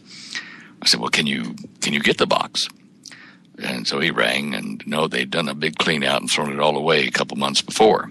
I said, okay. Right. I said, well, what happened to the navigator? He says, oh, 2, 3, I don't know, a couple weeks after he gave me that, he was transferred to another command, and I guess I never heard from him again. Well, what he did remember and what he did draw was an extension, the shape of the toroidal coils. Yeah, there you go. Yeah, and the donut with a bite out of it, that toroid with a cut in it to make a slice in a washer, and the vertical rod where the navigator wound his coils. It was all the same planar orientation. Yeah, yes, same design. Yes. So I knew immediately when I was later in the program and saw that photo, I said, right, I know exactly, that's what they're doing. The same thing the navigator did. For all I know, he was on the project. I couldn't tell you for sure. What was powering this? And I picture one of two things, either a lot of something or very little of something. What was going on with powering? Well, they had it's probably about the size of a window air conditioner, maybe a little bit bigger, and this supplied the electricity to drive these smaller 30-foot diameter craft. I think that it was Lazar's explanation of how they converted energy from, he called it 115, right. 115, but I think that's fairly close to what happened, because at that level on the atomic scale, there would be a lot of energy that you could mine or strip off of an element by bombarding it with neutrons or other particles. And so that powered the drives into the coil, and it also powered the steering mechanisms in the early craft. They were just a matter of two flat coils that were separate from the drive coils that were, they would be at right angles to the craft when it was sitting on the ground, and they would fold it over the donut. And it was very important to have the polarity. They were direct current, to have the polarity of those to each other in respect, plus minus. So important that when they were laying on the assembly floor, they would put a sign on these flat coils, steering coils, and they would put plus or minus, showing that when you wrap it around the donut, they had to be in a certain position to each other. Otherwise, when you fired up the field, it doesn't happen instantly. It has to build up over a few minutes. And if you don't have that polarity right, it will cause an inversion bubble, which will just convert all the energy you've pumped into that field and the crew and the craft to become a fireball. It will just vaporize, leave a hole there. So it's very important to have those correctly oriented to each other. You could take a Volkswagen engine in a car, if you wanted to, turn a little generator, and you could pump up the field in a craft that's 30 foot in diameter and lift up a multi-ton craft after maybe half an hour to an hour. And the reason is, it's not a direct drive system. It is a system that stores pulses of direct current in those two coils, the main field coils, back, forth. It stacks up energy like layers of an onion. And so a Volkswagen engine, something that small, could be used to stack up layers back, until you've got a huge amount of energy in a big field. And in these smaller craft, a 30-foot diameter craft, you would have a field that would extend maybe 800 feet in diameter from the craft itself. And like a bumblebee then, who creates an air bubble around him, and he doesn't actually fly. He steers a circulating bubble of air around him. That's right. And that's how the craft would then move and elevate. That's fascinating. What would happen if I was standing next to the craft as it was warming up? Would it affect me physically? Yes. If you didn't short out to ground and burn to death with electric discharge, if you were in the field and, safely insulated or grounded, either way, I'm not sure how it would have to be, but if you were in the field, it would alter the physical and chemical processes in your entire body such that time for you would dilate. an example which did happen in South America. I think it was in Brazil at a Brazilian Air Force base many years ago. There was a sergeant, let's call him Garcia, and his men. They saw a bright UFO hovering just off the airstrip, and it was there for minutes longer than a rocket or something would be, and it didn't move. So they were sent out to investigate it when it apparently dropped to the ground. Well, they sent teams out, split out, and Garcia went by himself this way, and some of his men went that way. And they all regathered after, 15, 20 minutes to see if anybody had seen anything. Garcia was missing. He stumbles in a few minutes later. Now then, Garcia is disoriented. His watch is like hours ahead of, maybe a couple of days even ahead of them, but it looked like hours on his watch. The reason they figured it was a couple of days was because when he'd gone looking for this craft, he was clean shaven for duty, but he had a several day growth of beard on his face when he returned after just, 20 minutes or so. Now, what he'd done, I'm pretty sure, is he'd walked into the edge of the field, and it speeds up your physical chemical reactions and your mental facilities. It changes the rate at which time passes, in essence, because it changes all the chemical and physical reactions that we measure time by in your body. Now, for him, that made him age. Inside the field, in the craft, when it goes to turn a corner, the people inside are affected as well. If you're traveling at 15, 20,000 miles an hour in a straight line, and you want to suddenly turn a left turn, if you were to be able to do that in a normal vehicle without anti-gravity, you would collapse the frame of the aircraft. You would kill everybody on board with the G-forces and smash them to pulp, and they would die.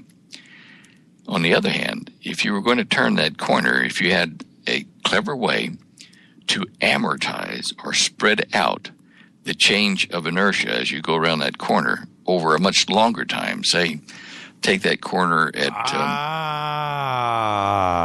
yes, finish. But you just made my head blow up. Okay. Yes, yes, you're absolutely you're taking the same corner slowly. To you, yes, you're playing cards and having a cup of tea as you turn that right angle. To the people on the ground, they look at you and they see you. They see you differently. They see you on their time scale, where the bright light goes and zings. Suddenly, zings left. But as it zings, there's a bright flash of light at the zing point, and then it's gone. You don't hear tales of these things turning long, gradual arcs at high speeds. They're straight line. Right. Ping, ping. Right. Because taking a turn makes you age. Wow. Oh man, I need a minute. I just need a minute. Oh man. Oh man. Okay, I got a bunch of questions right here. I want to get out of the way, and this is like taking the curtain away from Oz. Yes, you've just done it. Okay. This is Fade to Black on the Game Changer Network. I'm your host, Jimmy Church, Bespoke Radio for the Masses. We are talking to Stan Deyo. Lots of subjects. We're talking about UFO propulsion, actually. And I would say that would be like time dilation, where you're in the craft, you're in a different sense of time. Therefore, that would be a total slow motion scenario where you could do, like you said, you could play cards and drink tea while you're taking this 90-degree turn that in our reality, watching it would destroy us. And that's always the question. How could they take that turn? That's impossible. How could they take that turn? We would die. That is just an amazing, amazing explanation. It's going to take me a couple of days to chew on that. That was incredible. Thank you for that. I've got about 10 questions really quick, so let's just bang through this. These are coming in via Twitter. All right. Can Stan confirm the existence of the two ships from hacker Gary McKinnon when he released that data on? I'm not familiar with that. Okay, that's fine. That's fine. Gary McKinnon was the hacker out of the UK that hacked into NASA's database in NASA's database. I remember that, Florida. but I didn't remember about the ships. What did he say about the ships? He said that he was downloading images, and he had two different file folders. One that was like labeled UFO fixed, and then UFO plain, or retouched and untouched photographs. And that clearly showed motherships parked in our, that were in orbit around Earth. And then the released NASA photos of the same image didn't have the motherships in them. But that's okay if you haven't heard his testimony on that. But that's what the question was about. Well, look, I'd be suspicious from this time we're in now forward of all leaked revelations, because the way to make the formal announcement is to not do it at a government level, but to do it at the people level. Leaked information, the people rise up to say, look, we want these people, our friendly alien brothers, to help us rule the planet. We don't need the Illuminati. We don't need the politicians. Let's get rid of them. And so this is the underground pressure, the surge, the well that's coming up. And so I am suspicious of these kind of things, of these leaks that they get away with now, because they're leading to the great deception when the presence is announced to the people of the world rather than to the governments. The governments are just puppets, and I tell you what, people that follow the Illuminati conspiracy theory are correct, but they're also need to know that the Illuminati, the great majority of them at the lower ranks, are going to be the scapegoats. They're going to be the bad guys that the alleged good guy aliens will free us from. And people will cheer. And, things will get better, for a brief time, and people will think that this is great. Okay, well, Rick says, does Stan think the media is conditioning the public to make humans easier to invade? Well, sure. I mean, there's a lot of things that show evil, frightening aliens, and there's a lot that show good, friendly aliens. The scenarios are being put out there into the conscious and subconscious minds of humans. And if anything, it is confusing. Which way are they going to be, good or bad, evil or good? And people are being conditioned for this so that when the announcement or when the arrival is made plain and the governments are accused of, hiding everything and are terrible and, all that kind of stuff, people will say, well, are you going to kill us, or are you friendly? We're friendly, and we're going to help you. People will believe that because they want to, and the apparent confusion of whether they're going to be bad aliens or friendly aliens will be cleared when they, present the offer they're going to make to the people of Earth. This is more to the people than to the leadership, because leadership you can easily control, blackmail, or do whatever you want to make them do what you want. That's how they run. To be honest with you, and so it's not them that need to be convinced. It's you and I. It's the Buddhists. It's the Muslims. It's the Jews. It's the Christians. We need to accept our quote unquote elder brothers, who were the basis for all of the human religions. And we need to accept them as our leaders, and they will appoint a human leader so that we're not worried about whether it's a takeover. And, it's going to be, as the Bible says, a great deception that will fool even the very elect of believers, if such were possible. And that's what we're told to be cautious, to endure, to watch for these things, and to not be caught up in it. But the media is conditioning us. There's no question about that. Tammy says, Jimmy, ask Stan if he has seen the big dog. What is do you know what she's asking?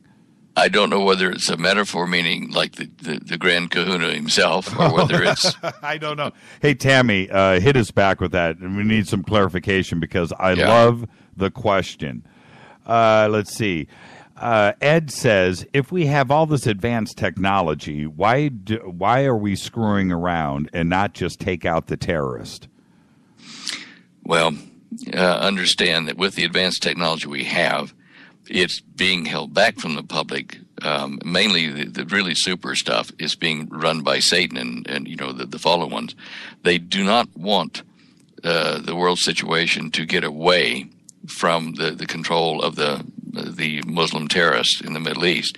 The new world order that they want to set up will be based a lot on Sharia type law, and the Antichrist will come from that area.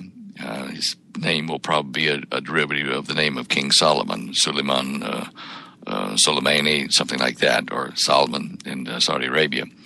So the reason the technology is not being openly used by our governments is A, they are not allowed to by the real aliens, the fallen ones, and B, the fallen ones want to move human events in a certain direction, which really the terrorists are doing.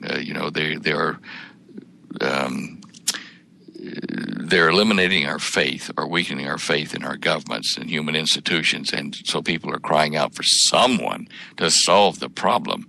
So the technology in the back room will only be used toward that objective, and there are things hugely more advanced than Star Trek. I mean, really advanced, and molecular physics is under a lot of it, but we can go faster than the speed of light. That's not an issue. There are just a lot of things that will be revealed, by the new world order under Satan, but he will be posing as a messenger of peace, love, and light, our elder brother in space, and so people will believe it because they don't want to believe the alternative. But that's what we're being steered toward, and that's why technologies that that we do have are not being made public. What does Stan Deyo do if a Solomon next week suddenly is in the media out of the Middle East? What do you do?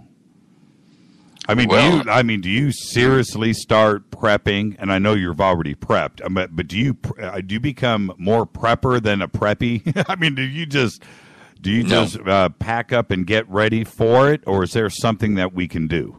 No, about the only thing that I would suggest is that what we'll do here is repack our knapsacks and walking gear and stuff, and in case we have to walk out of our property into like a wilderness area or a national forest or something to get away from what's coming to the cities. But I don't think that we will be doing that alone. I really do think that the good Lord, the Messiah, right, will be here and will use technology to our advantage and will take us to a safe place, whether that is somewhere on the surface of the earth or up in the air, as it says in clouds, to a craft outside the planet. I don't know. But it will happen. And until that time, I think that, Holly and I and a lot like us have prepared to endure for a period of time until we have to leave our homes, because we won't take the new currency number for the planet to buy or sell and worship this Antichrist fellow. Right. But there is a Solomon. There is a Solomon that I've got my eyes on. In fact, there's two. There's three, but there's one that stands out of those three in the Middle East. He is a Muslim. He is a general in the Iranian Quds forces, the Quds force. And even Daniel says the Antichrist will honor a god of forces. And this general's name is Qasim Soleimani, Solomon. And in the Middle East, the name of Solomon is as common as Smith is here in the West. But they revere the legend of King Solomon as having magical powers and working with the jinn, the magical beings, and having, great wealth and common sense and power. Solomon's actual deeds have been blown out of proportion by history. It's like we treat the tale of King Arthur. It's based upon Arturo, the Roman general that settled there in England when the Roman Empire fell. But the legends have grown out of proportion to what Arturo really did and how big his round table really was. But anyway, this is Solomon. He's revered by them. They're looking for a Solomon to appear in this time to overthrow the evil Satan in the United States and Israel, to bring the world to peace. And they will follow him, and they will even allow the Jews at this point to build Solomon's temple, not Herod's temple, but Solomon's little temple on the Temple Mount. It's already been suggested in Turkey by the news media there that they allow Israel to do that, to worship God on the Temple Mount, but not up next to the Dome of the Rock or the mosques there on Al-Aqsa. So, it can be done. They're moving that way. And the fact that they would let Solomon's temple be built in the wooded area on the north side of the Temple Mount tells you that they revere Solomon, a great prophet, and some of them even say he's a coming Messiah to the Muslim world. Is E.T. religious?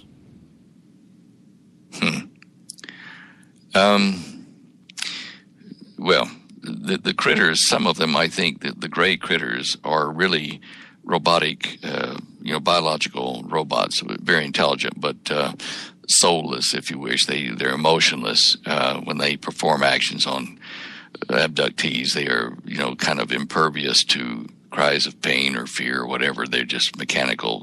They just do what they need to. So in that respect, E.T. it doesn't compute. They're no. Okay. All right. Well, it would make sense, but the other side of it is, of course, with all of the religions here, give or take, with God creating the universe, and what is E.T.'s take on that in our belief? Well, if you are talking about the humanoid, the tall, good-looking ones, the Nordics, I think they call them, right? They know who our Creator is, and they are at war with him and his troops, and that's where the final conflict, the Battle of Armageddon, will manifest. Is a war between them here being fought on the surface of the earth. Gotcha. There are just a lot of things that people don't know about as far as the age of our universe and how rapidly it has formed. It's not over 4 or 5, 10 billion years. It's happened a lot faster.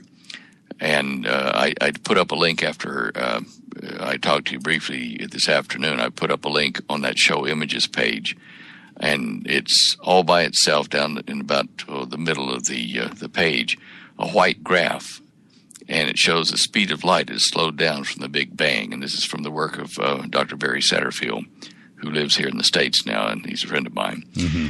And that graph is a representation of how rapidly the speed of light slowed down from the Big Bang. And we're talking, like 100 million times it slowed down from the Big Bang at least.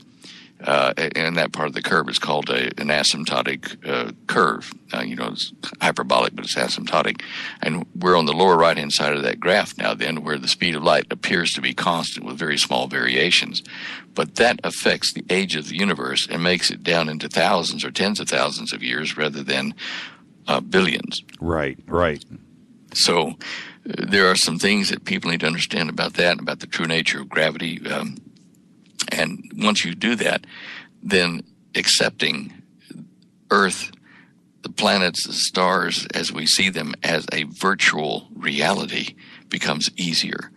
And you understand that in a virtual reality, all kinds of magical things can happen. Who controls that reality controls what you perceive.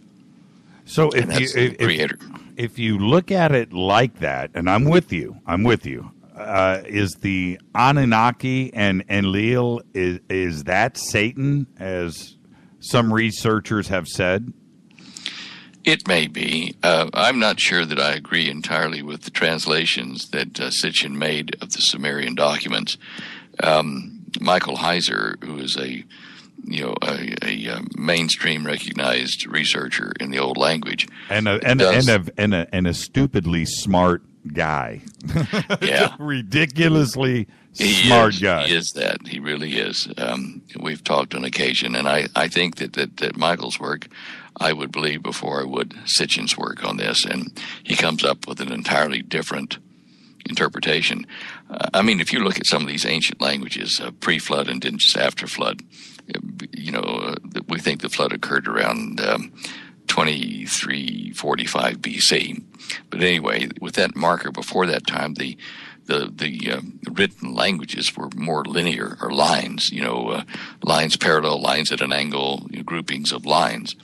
But then after the flood, the Sumerian, or like in the plain of Shinar over there in the Persian Gulf region, the languages coming out of there that were written became pictograph, representative of things and objects, which eventually became alphabets or alphabets in the Semitic languages.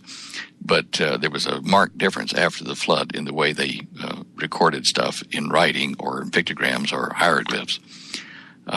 So when you try to decipher a dead language that's 4,000 or 5,000 years old, and try to figure out what the lines meant or what the cuneiform divots meant, there is room for error.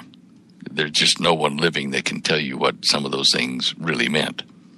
That goes with any of those ancient languages. Sure. If it wasn't for the Rosetta Stone and even those translations, it's not 100. It can't be 100%. Nobody's alive today that can confirm it.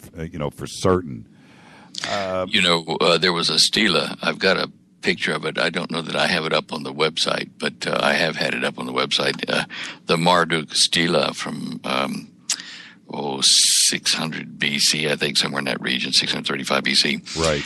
And the Germans had captured it, the entire stela, and about a third of it was destroyed in the fires when the Allies came in and defeated the Germans and got the art treasures out. But what has survived is one of them, in that Marduk stela, is like an architect's drawing, cut into the hard fired stone or clay there. And it shows the front of a ziggurat, like a pyramid, a step pyramid, and then the top floor of it, a plan diagram, the top floor, where the gods would appear to mankind and then come down the steps of the ziggurat, slowly to discharge the energy of their glowing bodies until, they could touch humans without killing them. Right. And Moses had the same thing happen to him when he spent 40 days and nights up there with God on Mount Ararat, which, by the way, is in Saudi Arabia. It's not in the Sinai Peninsula. But when Moses came down, he had to hide his face and hands from the people of Israel for several weeks until the glowing stopped because they were frightened of him. Yeah, he had gray hair, too, didn't he, when he came back? Wasn't he? Had aged. I'm not sure I can answer. I don't know. I had never thought about that, but I do remember the glowing skin was something. I'll have to research that, Jimmy. That's a good question. Another quick question. Do you think that the fallen ones were E.T. and what about the Watchers, too, as well? Well, now, interesting. Before the flood, I think the Watchers, there could have been good ones and bad ones. Certainly, God himself walked in the garden in the cool of the day with Adam and Eve and talked to them. How's it going, Adam? How's it going, Eve? Face to face. But as time passed, let's go to Noah. Well, God walked with Noah and talked to him and said, this is how you build the boat I want you to build, the ark. And, they chatted. Time passed again after the flood. Go to Moses. Now Moses wants to talk and chat with God. And God says, look, you can't really see me directly because if you do, the energy of my body will destroy you. I'll show you a projection of me up here on this cloud. I'll hide in this cleft here, this little cleft in this rock here on Mount Sinai, and I will project my picture on a cloud that you can see without hurting you, because his energy was so great at that time that it would destroy human tissue. So there had been a gradual increase in energy disparity between where God's dwelling is and our dwelling, our universe versus his, or his level. And so the Watchers, before the flood, could have walked around, and certainly they were not permitted to have intercourse with human women, but they did, according to Genesis 6. After the flood, there may have been some small intrusions of these watchers that were bad guys that produced the races of giants in the Middle East, the Rephaim and the Anakim, and Og, the king of Bashan, which is now buried under lava from about 12 or 13 volcanoes that covered it there in the Golan Heights region. Right. But those watchers, the latter ones, were not good. They're all the same type of being, but they were the bad ones that descended on, on a mountain there, the fallen ones, which are different than the good ones. So E.T., is that a possibility? What do you think? I mean... E.T., yeah. I mean, are we saying they're from other planets or other star systems? It's possible, but I think that there is a hierarchy of these beings, and the ones that have been here and interacted with humans genetically and militarily or technologically did so against the wishes of our Creator, the king of the extraterrestrials, if you wish. I mean, if you were to ask me, does God live on Earth? I'd say no, he lives off the Earth. Hence, he is an extraterrestrial. He lives off the Earth in another dimension or universe, but he is an extraterrestrial. So he's what Daniel calls the God of gods, the man in charge of all the super beings that have long life and don't seem to die. With what we see out there, let me look. I just missed it. This is Fade to Black, Bespoke Radio for the Masses. I'm your host, Jimmy Church. We are speaking with Stan Deyo. Stan, with all of these sightings that happen every single day, and I don't know what the numbers are now over the last 30, 40, 50, 60 years, but it's got to be in the millions. Hundreds of thousands of photographs, tens of thousands of video and film. Is it us or them, or is there a split there? Do you have a ratio of what we're seeing in the skies? I don't have a ratio, but I know that what technologies that we're allowed to use in human culture are directly approved and controlled by those that are in control, the fallen ones. I think there are more of them now than there were that descended onto Har Hermon, to Mount Hermon in Israel. We know that there were good and bad ones because Jacob talked to good angels that were going up and down the ladder into the heavens.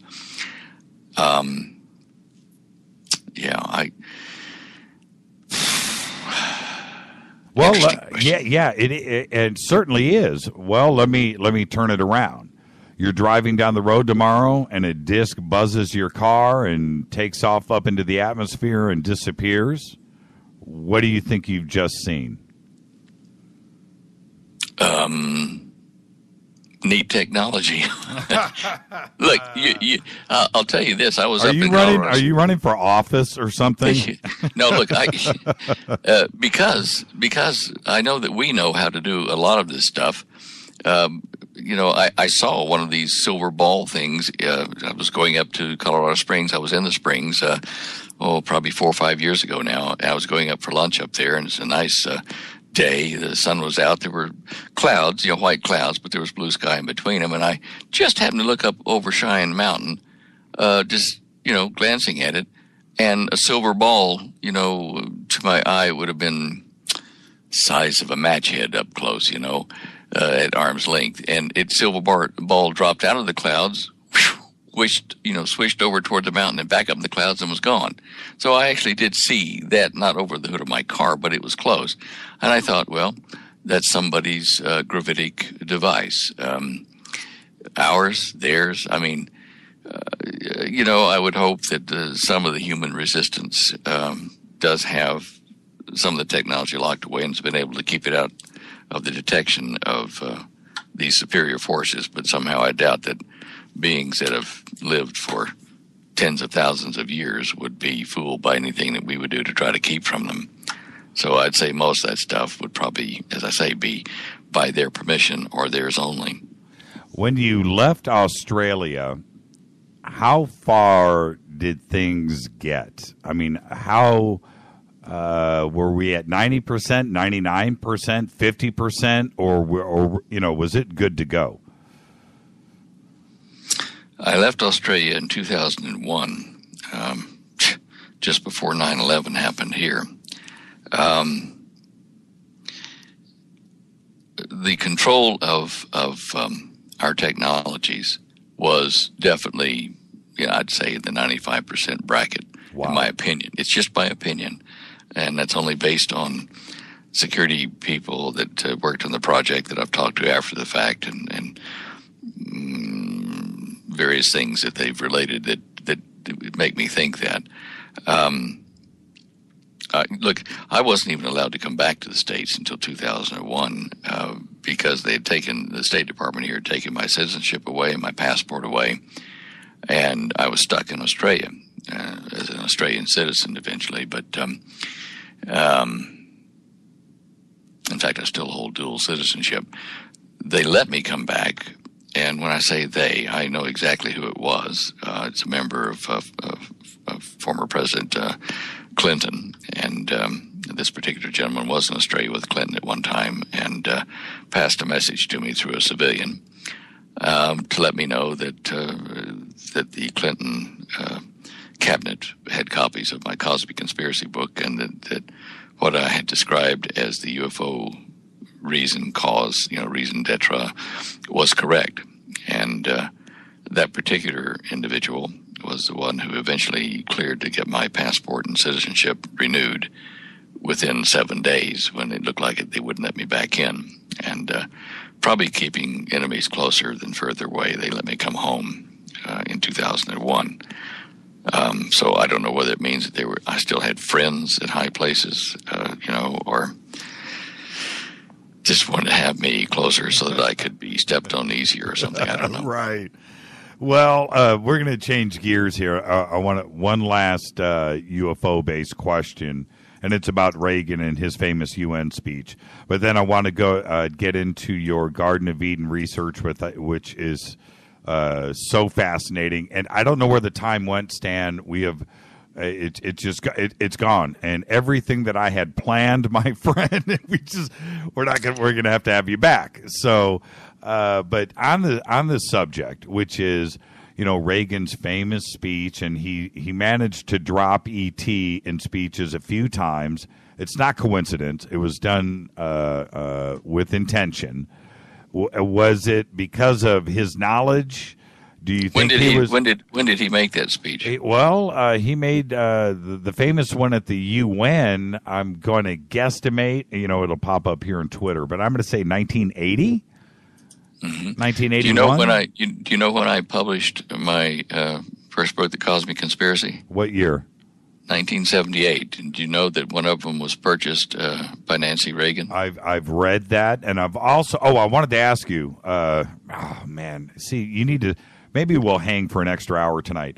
Who do you think read Cosmic Conspiracy 2 as well? Do you think it was Hillary, or do you think Bill actually was turning? I don't know whether he read it or was just briefed on it by. I guess I can say the guy's name now. He died a couple of years ago. I have kind of not wanted to put the finger on him, but he was former Secretary of Defense, and in the Clinton administration. And was that Brzezinski? No. Who was Secretary of Defense with Clinton? Oh man. Oh, first the mind, then the body. Right? That's what they say. Clinton was just in office yesterday. How could we not remember that? Well, me. I know you know. Okay. Well, the gentleman was tall, thin, smoked a pipe, New England education. He served through several administrations in, serious positions of defense and various other cabinet positions. It's going to pop up here on Twitter in about 2 seconds, so I'll be in the clear. Anyway, he's the one that cleared me. I was having trouble for several months getting my green card to come back to the States to visit my parents. I hadn't seen them in several decades, and they were ill, getting old, and anyway, they couldn't find my records in State Department. They were lost, and they fired the guy, or he disappeared. It was on the Australian desk in State Department, and one delay after another went on for 4, 5, 6 months, and finally, when I remembered the message that had been passed to me by this former Secretary of Defense, and I said, I rang his office there at Lehman Brothers, and I said, hey, to his secretary, because he was out at lunch, and I said, just tell him Stan Deyo needs a favor. And 7 days later, heaven and earth moved, and I was a citizen. They had lost my records, and he cleared the way. Now, what's the Men in Black situation in Stan Deyo's life? Is it and again, not to make light of it, but is it? I mean, do you walk out your front door to go shopping, and do you look up and down both ends of the street, and Nope. so forth? Is it like that? No, not at all. Technologies are so advanced that you don't need to do that kind of stuff to see what a person's doing. You don't even need to put bugs in a home and that kind of stuff. You can do it just by monitoring resonant fields within the area that you want to bug. But, I don't worry about my phone calls, don't worry about my emails. I'm not doing anything that they shouldn't know about. I put my faith in our Creator and in the Messiah. And, what else are you going to do? Are you going to sit around and worry all the time? I mean, people do that thinking that black helicopters are watching them, and they may well do. I mean, we had them fly over our house frequently, but they're from the base here. Right, in the Springs, so Fort Carson. So I don't worry, not at all. William Cohen. Nope. Okay, Jim Schlesinger. Oh, James Schlesinger. Come on, Twitter, Fadernots. I got 3 William Cohens tweeted to me, and I had faith. You know what? Talking about black helicopters before we get to the Garden of Eden. My Uncle Bill, Bill Church, you can go and look him up. He's all over Facebook, and he just retired.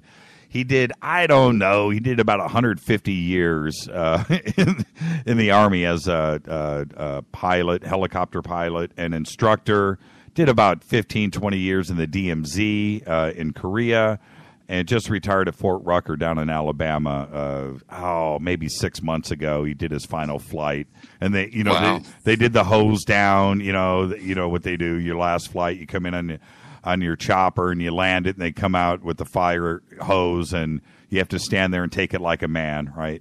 And it's a great video posted on YouTube. So I'm talking to him on the phone after that, after his hose down, and he's retired. And I'm so proud of him, and he's a few years older than me, but I always looked at him as being the extreme adult and me just being the doofus nephew. I just looked up to him a lot. Well, anyway, I said, Uncle Bill, black helicopters. Yeah. I asked him if he'd ever seen a UFO. He said, no. I saw some lights one time, but no, all of my years I'm flying, I always wanted to see something, but no, I never did. And I tell you if I did. I said, okay, but what about black helicopters? He goes, yeah, what about them? They exist? And he goes, of course they do. And I go, really? Yeah. And I said, you want to come on my show? And he goes, and talk about black helicopters? What's the big deal? I said, well, in ufology, in the fringes out there, it is such it's a topic that we talk about constantly. He goes, I'll come on. Ask me whatever you want. So I get him on the air, Stan. And I said, okay, black helicopters real? Yep.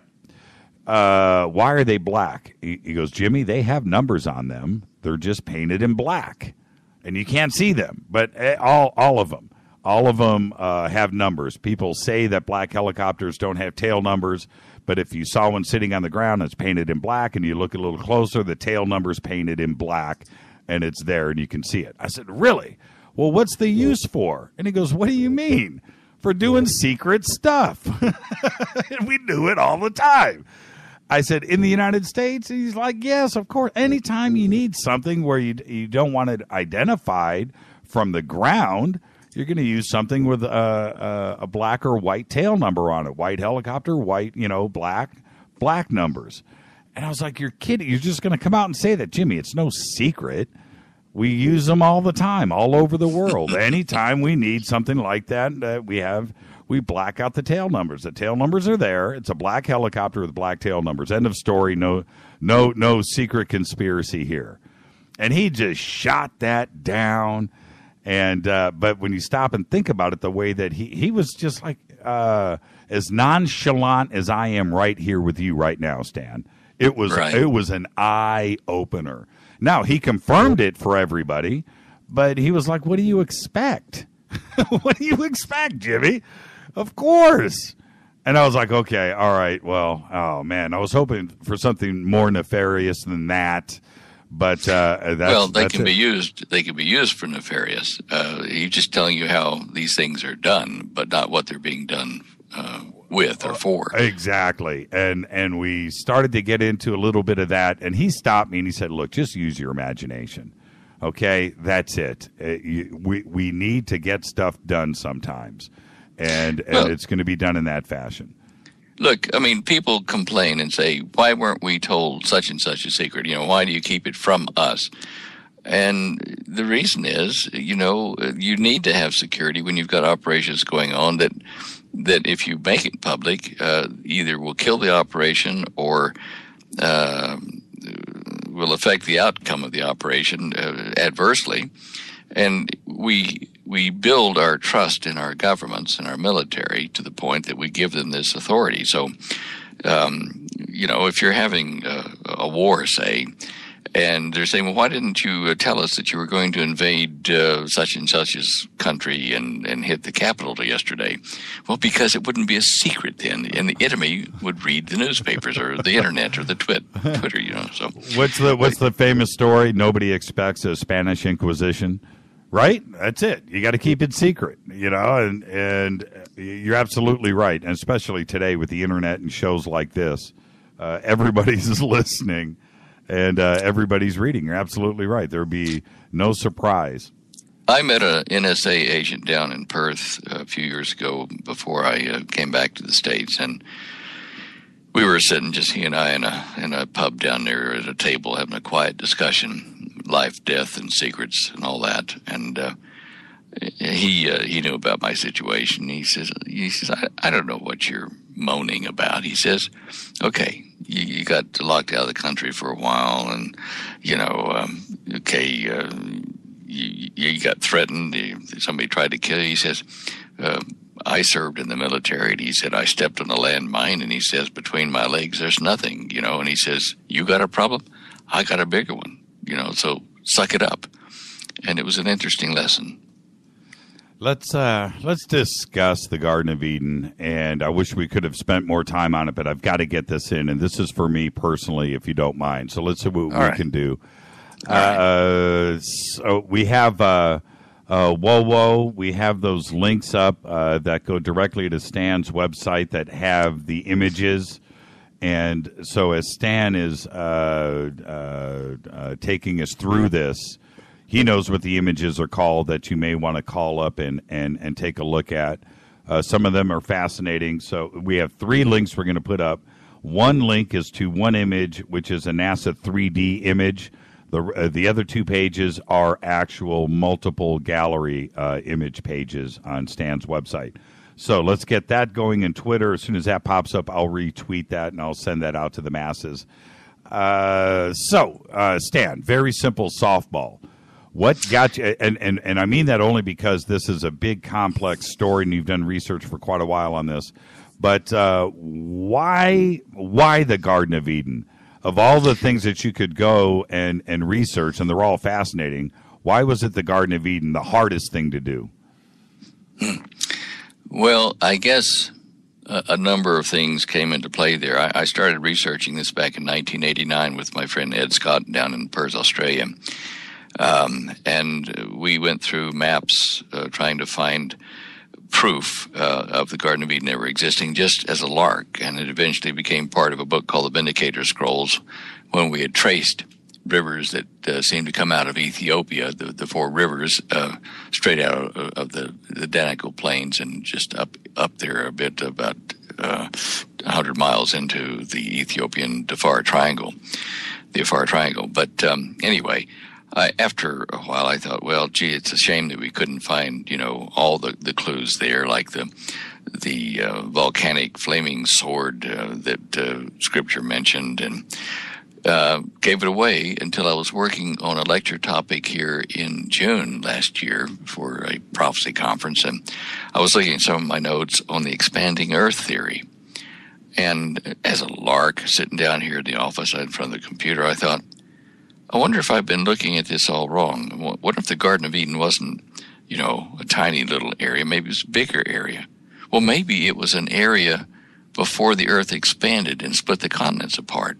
Let's just remove the noise level and let's try to look at it with fresh eyes. And to that end, over in California, there's an institute there that does imaging from satellites of the ocean depths and the land itself. But they produced a very high-resolution digital map of the entire Earth. And in June, they had not given it over to Google yet, and I found out about their database, and I emailed them. I said, look, can I use that for my research? Can I put it into my Google Earth and lay it over the Earth and look for ancient riverbeds under the oceans? And they said, well, yeah, sure. Here you go. And because of that and the high resolution, I was able to see things which I've shared in the lecture and the DVDs about this. I saw the riverbeds that were the coastlines of, say, like Africa, East Africa, and India, where they used to join, Madagascar, which used to join to Africa, and there were riverbeds cut in there that aren't obvious in most of the maps that you see, but with these high definition digital images, I was able to do that. And the more I looked at this, I thought, well, now, okay, suppose there was a land that was surrounded by one of these rivers, the Pishon or the Gihon or,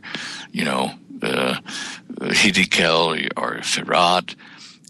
Would there be a country that still marked their borders with town names that fit the names of the land where one of these rivers circled? And I looked at all 4 rivers there in Genesis 2, and I came upon one where it says the second river is Gihon. It's the one that goes around the whole land of, in English, they say Ethiopia, but in Hebrew, which is what I was reading again, it says the whole land of Cush with a K. And I then found out, there's a mystery about this land in the archaeological annals. One of them is Cush with a C, and near the Red Sea on the northeastern part of Africa. And they were dark-skinned people, but there's a missing Cush over in Europe somewhere, or over in the Iran region that they've never been able to figure. So I went on to Google Earth with this high-density map I had, and I started looking for town names that had Cush with a Q or a K or K-A-S-H, all the Kush sounds and names I could find. I found about 120 of them almost immediately, and they formed an outline around Iran, Afghanistan, and Pakistan. So I thought, aha, this must be Cush. But then I found not so many, but a few down in India as well. And that was what led me to finally figure out what had happened, where the land of Cush was, and how the river had encompassed it before the split of the continents, before the earth had expanded. And that's how I, got really involved in this. And the more I found, the more excited I became, because I found out that the old Hebrew translation, or English translation of the ancient Hebrew, that the translators of King James had taken one of 2 meanings in the manner which they thought it meant. And the older meanings, like the flaming sword that guarded the gateway, pathway to the Garden of Eden, was really a large thing that causes destruction and has fiery spinning heat spinning out of the top of it like a sword. And that is Mount Kilimanjaro and the volcanoes around it as well. It's a pathway that leads straight to where the Garden of Eden was and is today, in a high plateau called the Ngoro Conservancy. It's, It's right next to the Serengeti Plain. It's 5 miles outside of this area. There's where the Leakeys found the oldest hominid bones in the world. And it has 7 volcanoes that at one time had fired up and formed this structure, and one collapsed volcano that used to be as high as Mount Kilimanjaro, about 19,000 feet.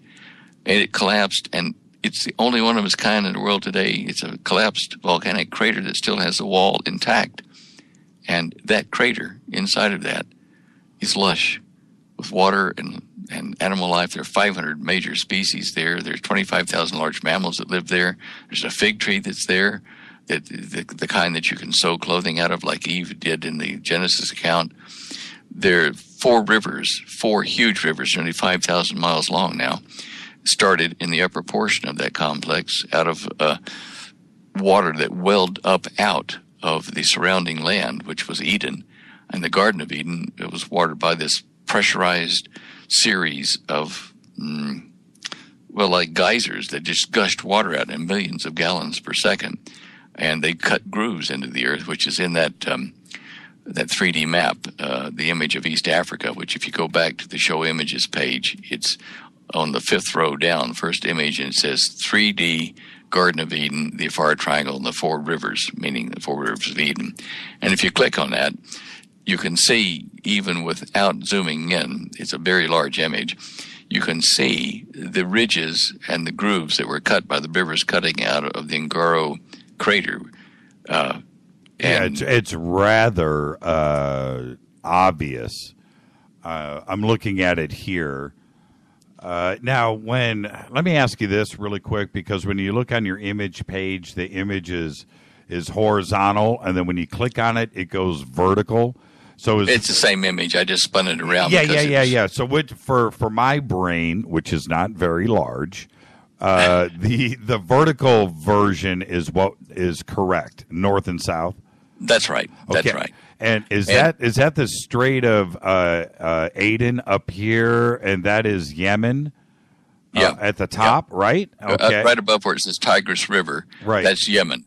Right. And to the left of that is the Afar Triangle, where you have that little loop of yellow, where the rivers, 3 of the rivers came out and formed the rivers of Eden and went around various countries.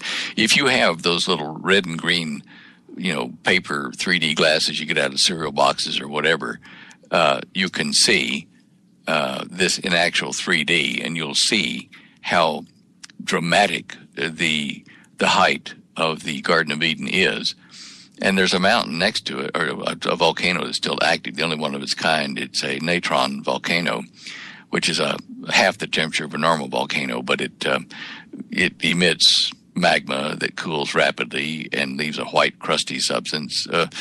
And 18 or 20% of it is what you get in Alka-Seltzer. So that mountain connects to the Ngoro Plateau, and it's called by the natives, and has been for thousands of years, the Mountain of God.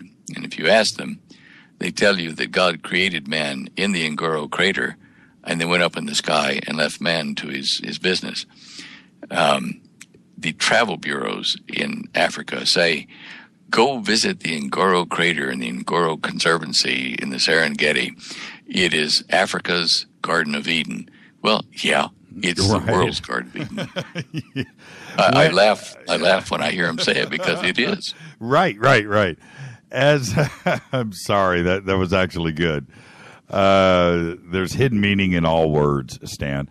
So when we look at the 3D image, I want to go back to of course, the images page. But as I look at the 3D image here, the green circle is the Garden of Eden in entirety, or would it be small?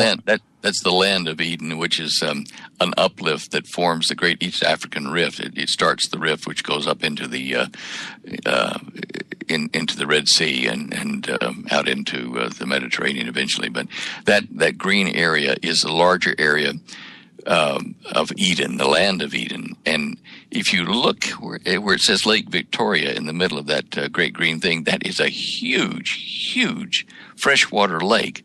And with all the volcanoes, there are over 42 that I mapped.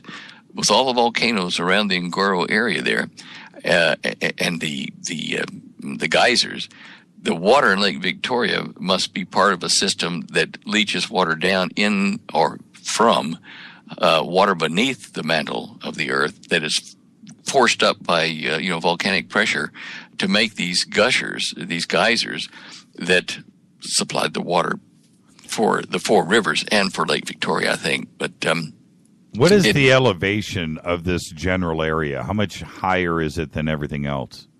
The Ngoro? Yes. Well, I think average is around 9,500 to 10,000 feet. Right. Get on Google Earth. In fact, it'll tell you the altitude of it. You can just run your mouse over Google Earth. In the time of Christopher Columbus, they thought, or Columbus thought, he may have discovered the ancient Garden of Eden in the mountains of Venezuela. Was it off Costa Rica? He went to Costa Rica and then to Venezuela, I think. But anyway, it was because the ruling thought in the Catholic Church in Europe at the time was that the Garden of Eden would have to be up on a high place and would not have been destroyed by the flood, and it would be on a craggy mountaintop somewhere. And how they came to that conclusion, I don't know, but this definitely is a high mountain and, preserved. It's just... Well, and you can tell, I'm wearing my Devo 3D glasses right now. You can tell it is separated from everything else. And it's funny, if the green circle wasn't here, it's still clear. It's very clear. And with the rivers, is there any water in these rivers now? Periodically you'll get some water. Certainly over in the portion of the three rivers from the garden and that yellow arm that goes down toward Yemen. Right. From there, water flows down into those areas in the Great East African Rift. Condensation along the rift walls and things like that generated. There are pools of water and streams. I went over at least 250,000 miles, mile by mile, with Google Earth on close-ups to follow these riverbeds and to map out the primary riverbed paths. And there were a lot of dead ends, and I had to take like a maze almost to figure out where they went. Right. But anyway, I found Solomon's gold mines by accident as part of this, and he's got a gold mine that was on the northeast portion of Madagascar, and the clues were there in Hebrew, but the gold there was very rich, still is very rich, and China and France and a number of other countries have now started raping Madagascar to get this fine gold dust that is washed out of the mountains there into the streams, and you could just sift it out. They have kids doing it with pans. You could pan out gold like crazy there, and that's how he was able to get 39,000 pounds of gold into his ships of Tarshish and bring them back to Israel.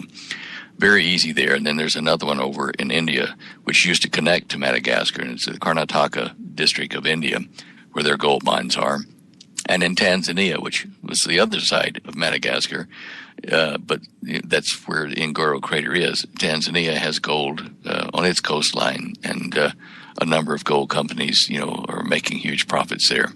So those were two of the places where Solomon got his gold, and the other was by trading up in the Mediterranean, in Morocco, in that area. You can tell by what other products he traded to get. That's another story. But anyway, it was a branch which led me off studying Solomon and some of the secrets of Solomon as an adjunct or a segue to finding the Garden of Eden. There's just so many things that connect together that once you start finding them, as you find one proof of, understanding of what they were talking about, where it was, the hair on the back of your neck stands out for a while, and you think, wow. Have you been to Göbekli Tepe yet? No, I haven't. Okay. I haven't. That is an interesting site, though. There are a number of these that seem to predate, the flood for sure, and perhaps even the Garden of Eden story, because in the Genesis account, the first line tells you that the earth had become waste and void. It's called the gap theory. And I'm pretty sure that we had some life before the Garden of Eden, which is where human-type beings, rather than hominids, were created and then taken out of there over to the east, and they migrated down the Great East African Rift it's an interesting place. I mean, it's the tails, the structures of the mountains and the river flows, and what you find in the Ngoro crater. It's a walled-in area. When they speak of a garden in Hebrew, the ancient Hebrew means an area that is walled in so that things don't get in and things don't get out, easily anyway. And even today, the UNESCO group, they reserve this whole area as the Ngoro Conservancy and protect the area from hunters. And the Maasai, who now live there outside the Ngoro, they are allowed to go up over the edge with their cattle herds and graze them in the garden, but then they have to take them out at night. They can't stay there overnight, nor can they dwell there permanently.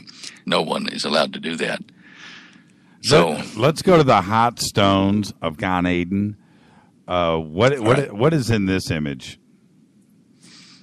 Let me just catch up with you. The hot stones. This is all the volcanoes that you were talking about that you had mapped out?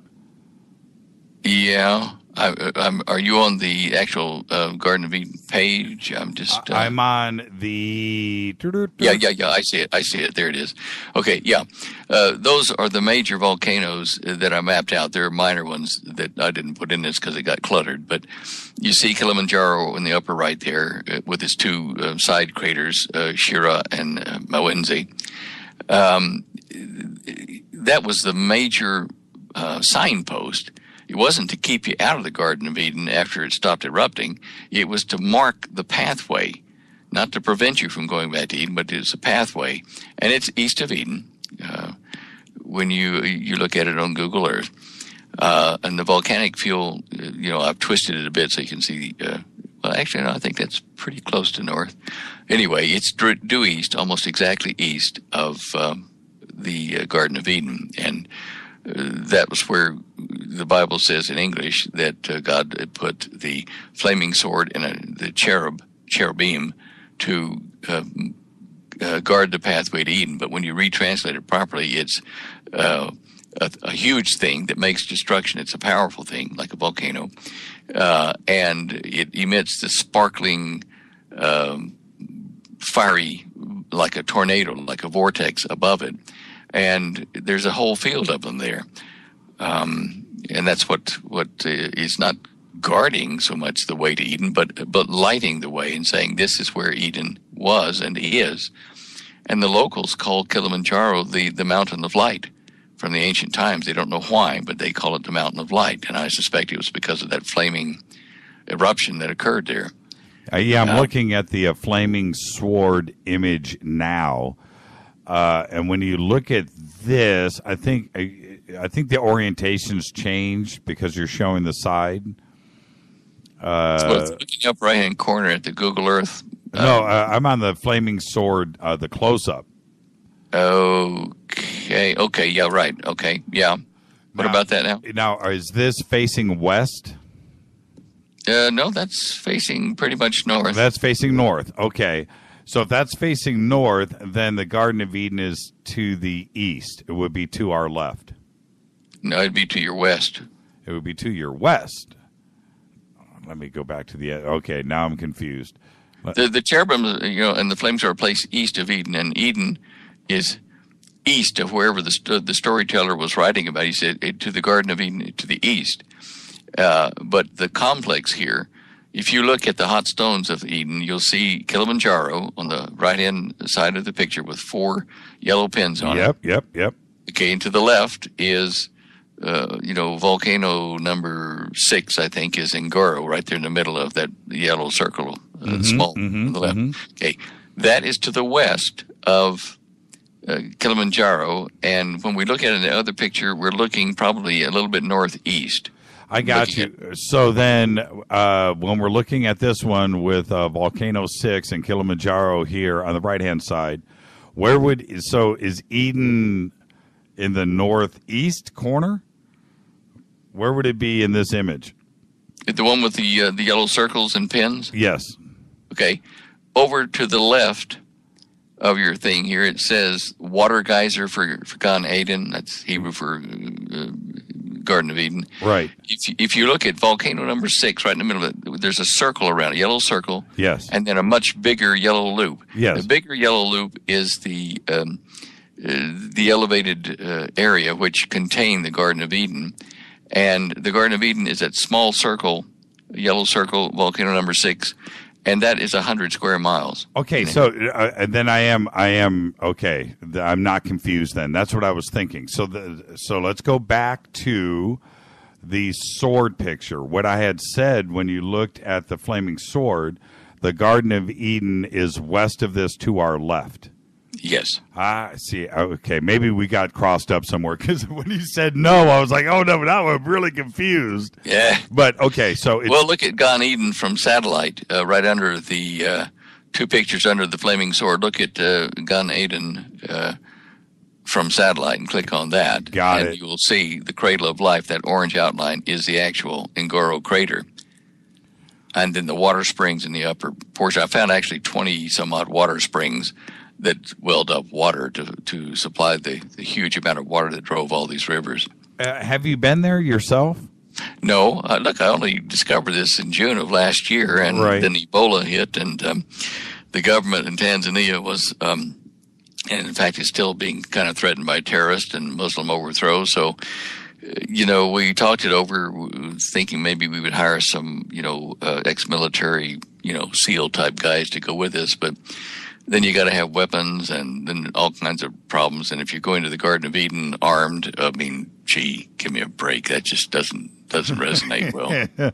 Well, I not that something would be lost in translation, but is it coincidence that this area is called Gan Eden? Because my eyes say to me, throughout the millennia that is actually saying the Garden of Eden, even though that's English today. I get that. I understand.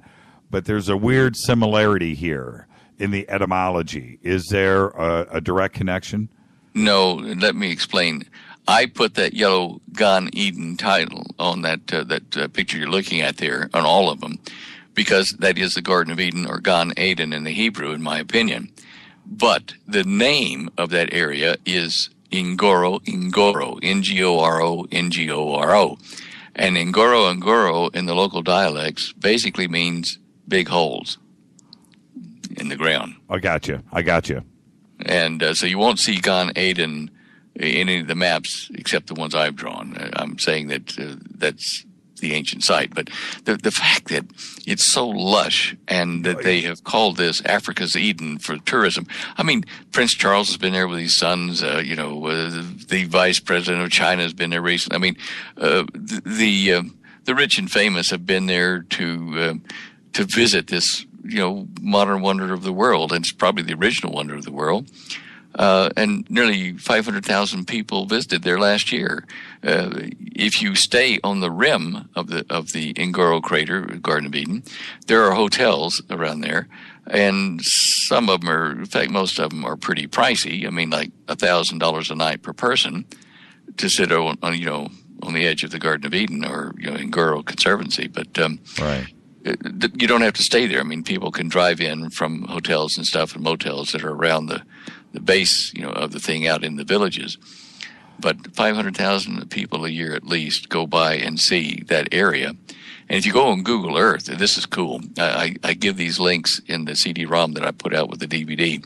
You can go to Google Earth to these links I give you, and to yourself, you can just select the photos option in Google Earth, for the layers, and zoom down in very close inside the Ngoro crater. And you will see photos and, in some cases, videos taken by many of these visitors that have gone to this area. And so you can actually see videos and stills taken by amateurs and some by professionals inside the Garden of Eden. And their links, the photos are there showing where the photo was taken and when inside there. And I just found that to be a beautiful supplement to the discovery, to be able to use Google Earth to do that. How long have the locals there been calling it the Garden of Eden? They haven't. They've called it Ngoro. No, I mean, I understand a modern in tourism, and they call it the Garden of Eden today. But, I mean, on the streets there, have they been calling it the Garden of Eden just as a slang term? Yeah, and I don't know how long that's been going on. Probably in one tourist bureau that uses the term called it Africa's last Garden of Eden, and another one says it's Africa's Garden of Eden. In fact, I've been dealing with that particular filmmaker. He's in Florida. And if Ebola hadn't broken out, he was going to take a film crew down there in December for me and film the Ngoro or Garden of Eden in 3D, high definition. As it is, he's got a video that I use, and I'm just out of stock at the moment, which is professional video taken inside the Garden of Eden or the Ngoro crater. In the opening 2 or 3 minutes, they say, and this is Africa's Garden of Eden, and as I saw that, I laughed and I called up Don. I said, "Do you realize you've pegged the real thing? I can prove it's the Garden of Eden." Right. Well, it's a weird, and I remember seeing some of your first presentations on this. It's a weird coincidence of a lot of different things: the water springs, the reservoirs, the cradle of life, everything, the volcanic soil, the vegetation, the lush grounds, everything kind of happens all at one magical place at one time to make it absolutely beautiful and perfect. And it all happens right at the right place at the right time. Yeah, and if you look at the biological studies that they've done about the mitochondrial Eve, they place the genetic center for Adam and Eve type DNA throughout all humanity as having come from within 500 miles of that very spot. Bingo. Stan, what are you doing now as we start to wind this down? What are you doing now? Are you speaking? Any television? What are you doing? Well, I am going to be doing a couple of shows with the Prophecy Watchers group, which is Bob Ulrich and Gary Stearman. They have a new channel going up on DirecTV on satellite here shortly, and so a number of us we were at the Prophecy Conference in Colorado Springs last year where I delivered this. We'll be doing shows there, and so I've been asked to come over in March to film 2 shows with them. I think I'll be episode 4 or 5, something like that. Very cool. And I'm trying to steal time to actually write a book about the Garden of Eden and the formal proofs that are, much better in my opinion than just a lecture for 80 minutes or 90 minutes. You just can't say it all in that period of time. No, you can't. Any speaking? You gonna any conferences? No, that takes a lot of time out of life, and other things I need to do. And, I still work in the business here, in the book business. Mm-hmm. So, Holly's starting a new book and I'm starting this book. And between us, we'll probably be busy doing this for 6 or 7 months. Well, I've got some plans for you over the next couple of months, as you and I were talking about earlier today. So I look forward to that. And Jimmy, I'll make time for that. I like your style, and I have fun with you. That's good. It's all about being friends. And what's cool is everybody out there, our audience, is just sitting there like they're sitting there with us on the couch, and it is so cool for them, and they really appreciate you taking the time. And they all know we can't get it all in just a short couple of hours, and so we need to get you back as soon as we can, and go into all the other directions that we need to go into. So I look forward to that too as well. Thank you so much, Shannon, and give my best to Holly and I will. And your 2-year-old granddaughter. What was her name? Aubrey Deyo. Aubrey, you gotta love it. The little pink ballerina. You have a great night. Give my best to Holly and enjoy the warmth tomorrow. Put on some shorts. Hey, will do. Thank you. Night now. And thank you so much, Stan. Bye-bye. Stan Deyo, everybody. How was that? Oh, man. Another, I got to say, I saw the tweets with that, with my head exploding, and I know yours did too. Thank you so much, Stan. That was amazing. Thank you, Holly, and thank you guys for taking the time. I'm going to take a quick break. I'll be back right after this. This is Faded Black, bespoke radio for the masses. You want to go to StanDeyo.com. I'll be back right after this.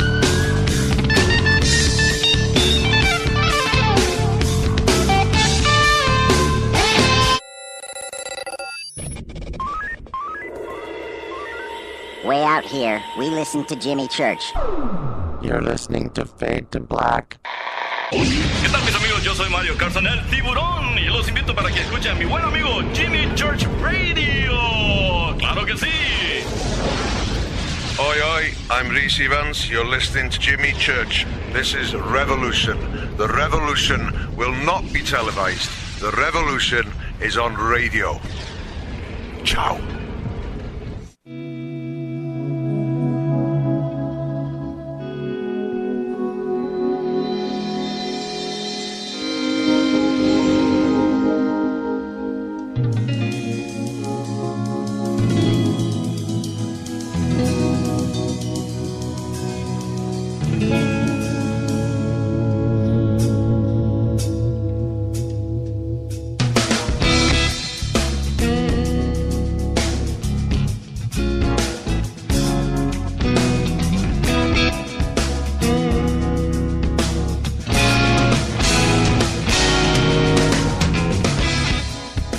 Yeah, Fade to Black as the sun sets on another evening here in Burbank.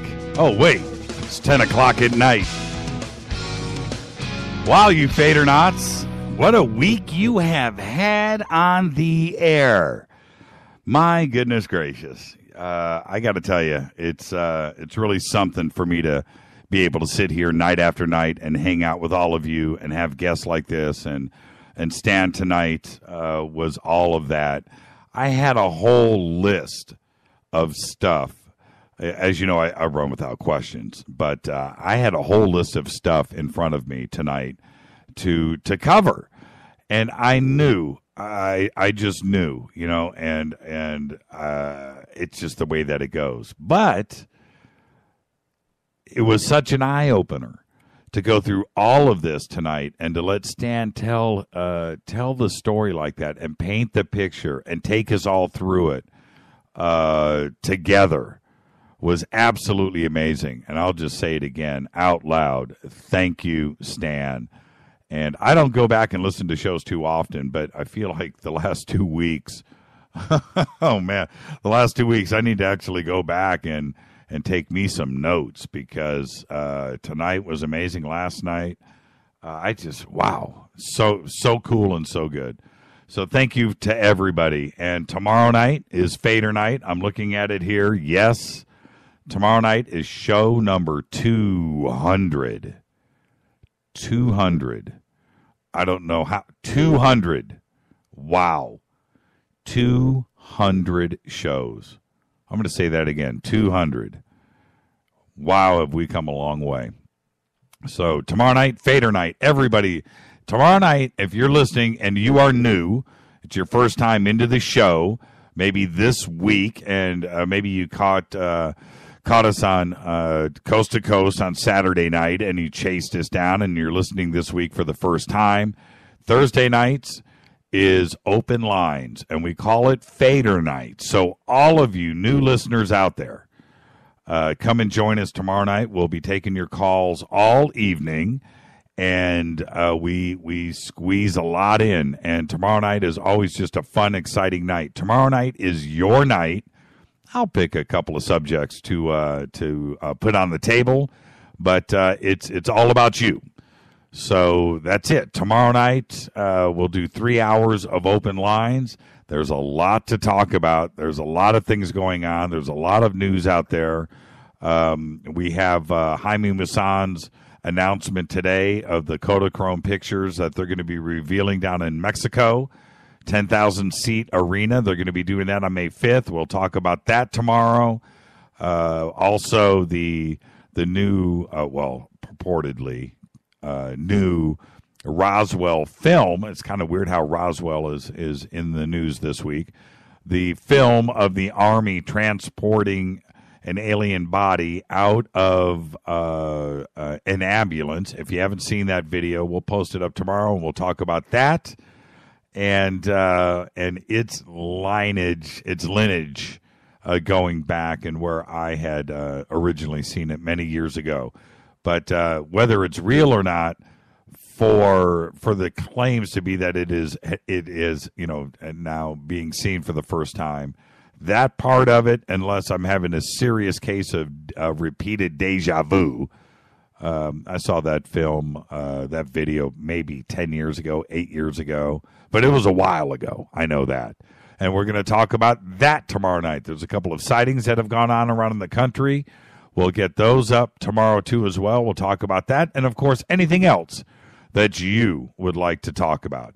And one of the exciting topics always is sightings that you've had, contact that you've had, any experiencers, all of that. We'll be doing all of that tomorrow. So for all of you new listeners, if you've ever seen anything, you want to talk about it for the first time, any contact, and you've never talked about it with anybody before, this is the show to do it. So give us a call tomorrow. All right, so that's it. Let's just wind it up. Thank you, everybody. Another great night on Fade to Black. I just love hanging out with all of you Fadernauts. Thank you so much. Thank you to Stan Deyo. Fade to Black's executive producer is Rita Kamarian. Show is produced by Hilton J. Paul, Mark D. Kovar, LJ3, Renee, and Jonas. Announcers are Steve Harder, Gene Bateau, and Mark D. Kovar. Fady by Dale. Webmaster is Method of Signaling. Music by Doug Aldrich. Intro by Spaceboy. SpaceboyMusic.com. Fade to Black is produced by KJCR for the Game Changer Network. I am your oh-so-humble host, Jimmy Church. Tomorrow night is Fader Night. Open lines. Everybody be safe. Follow us on Twitter at JChurchRadio.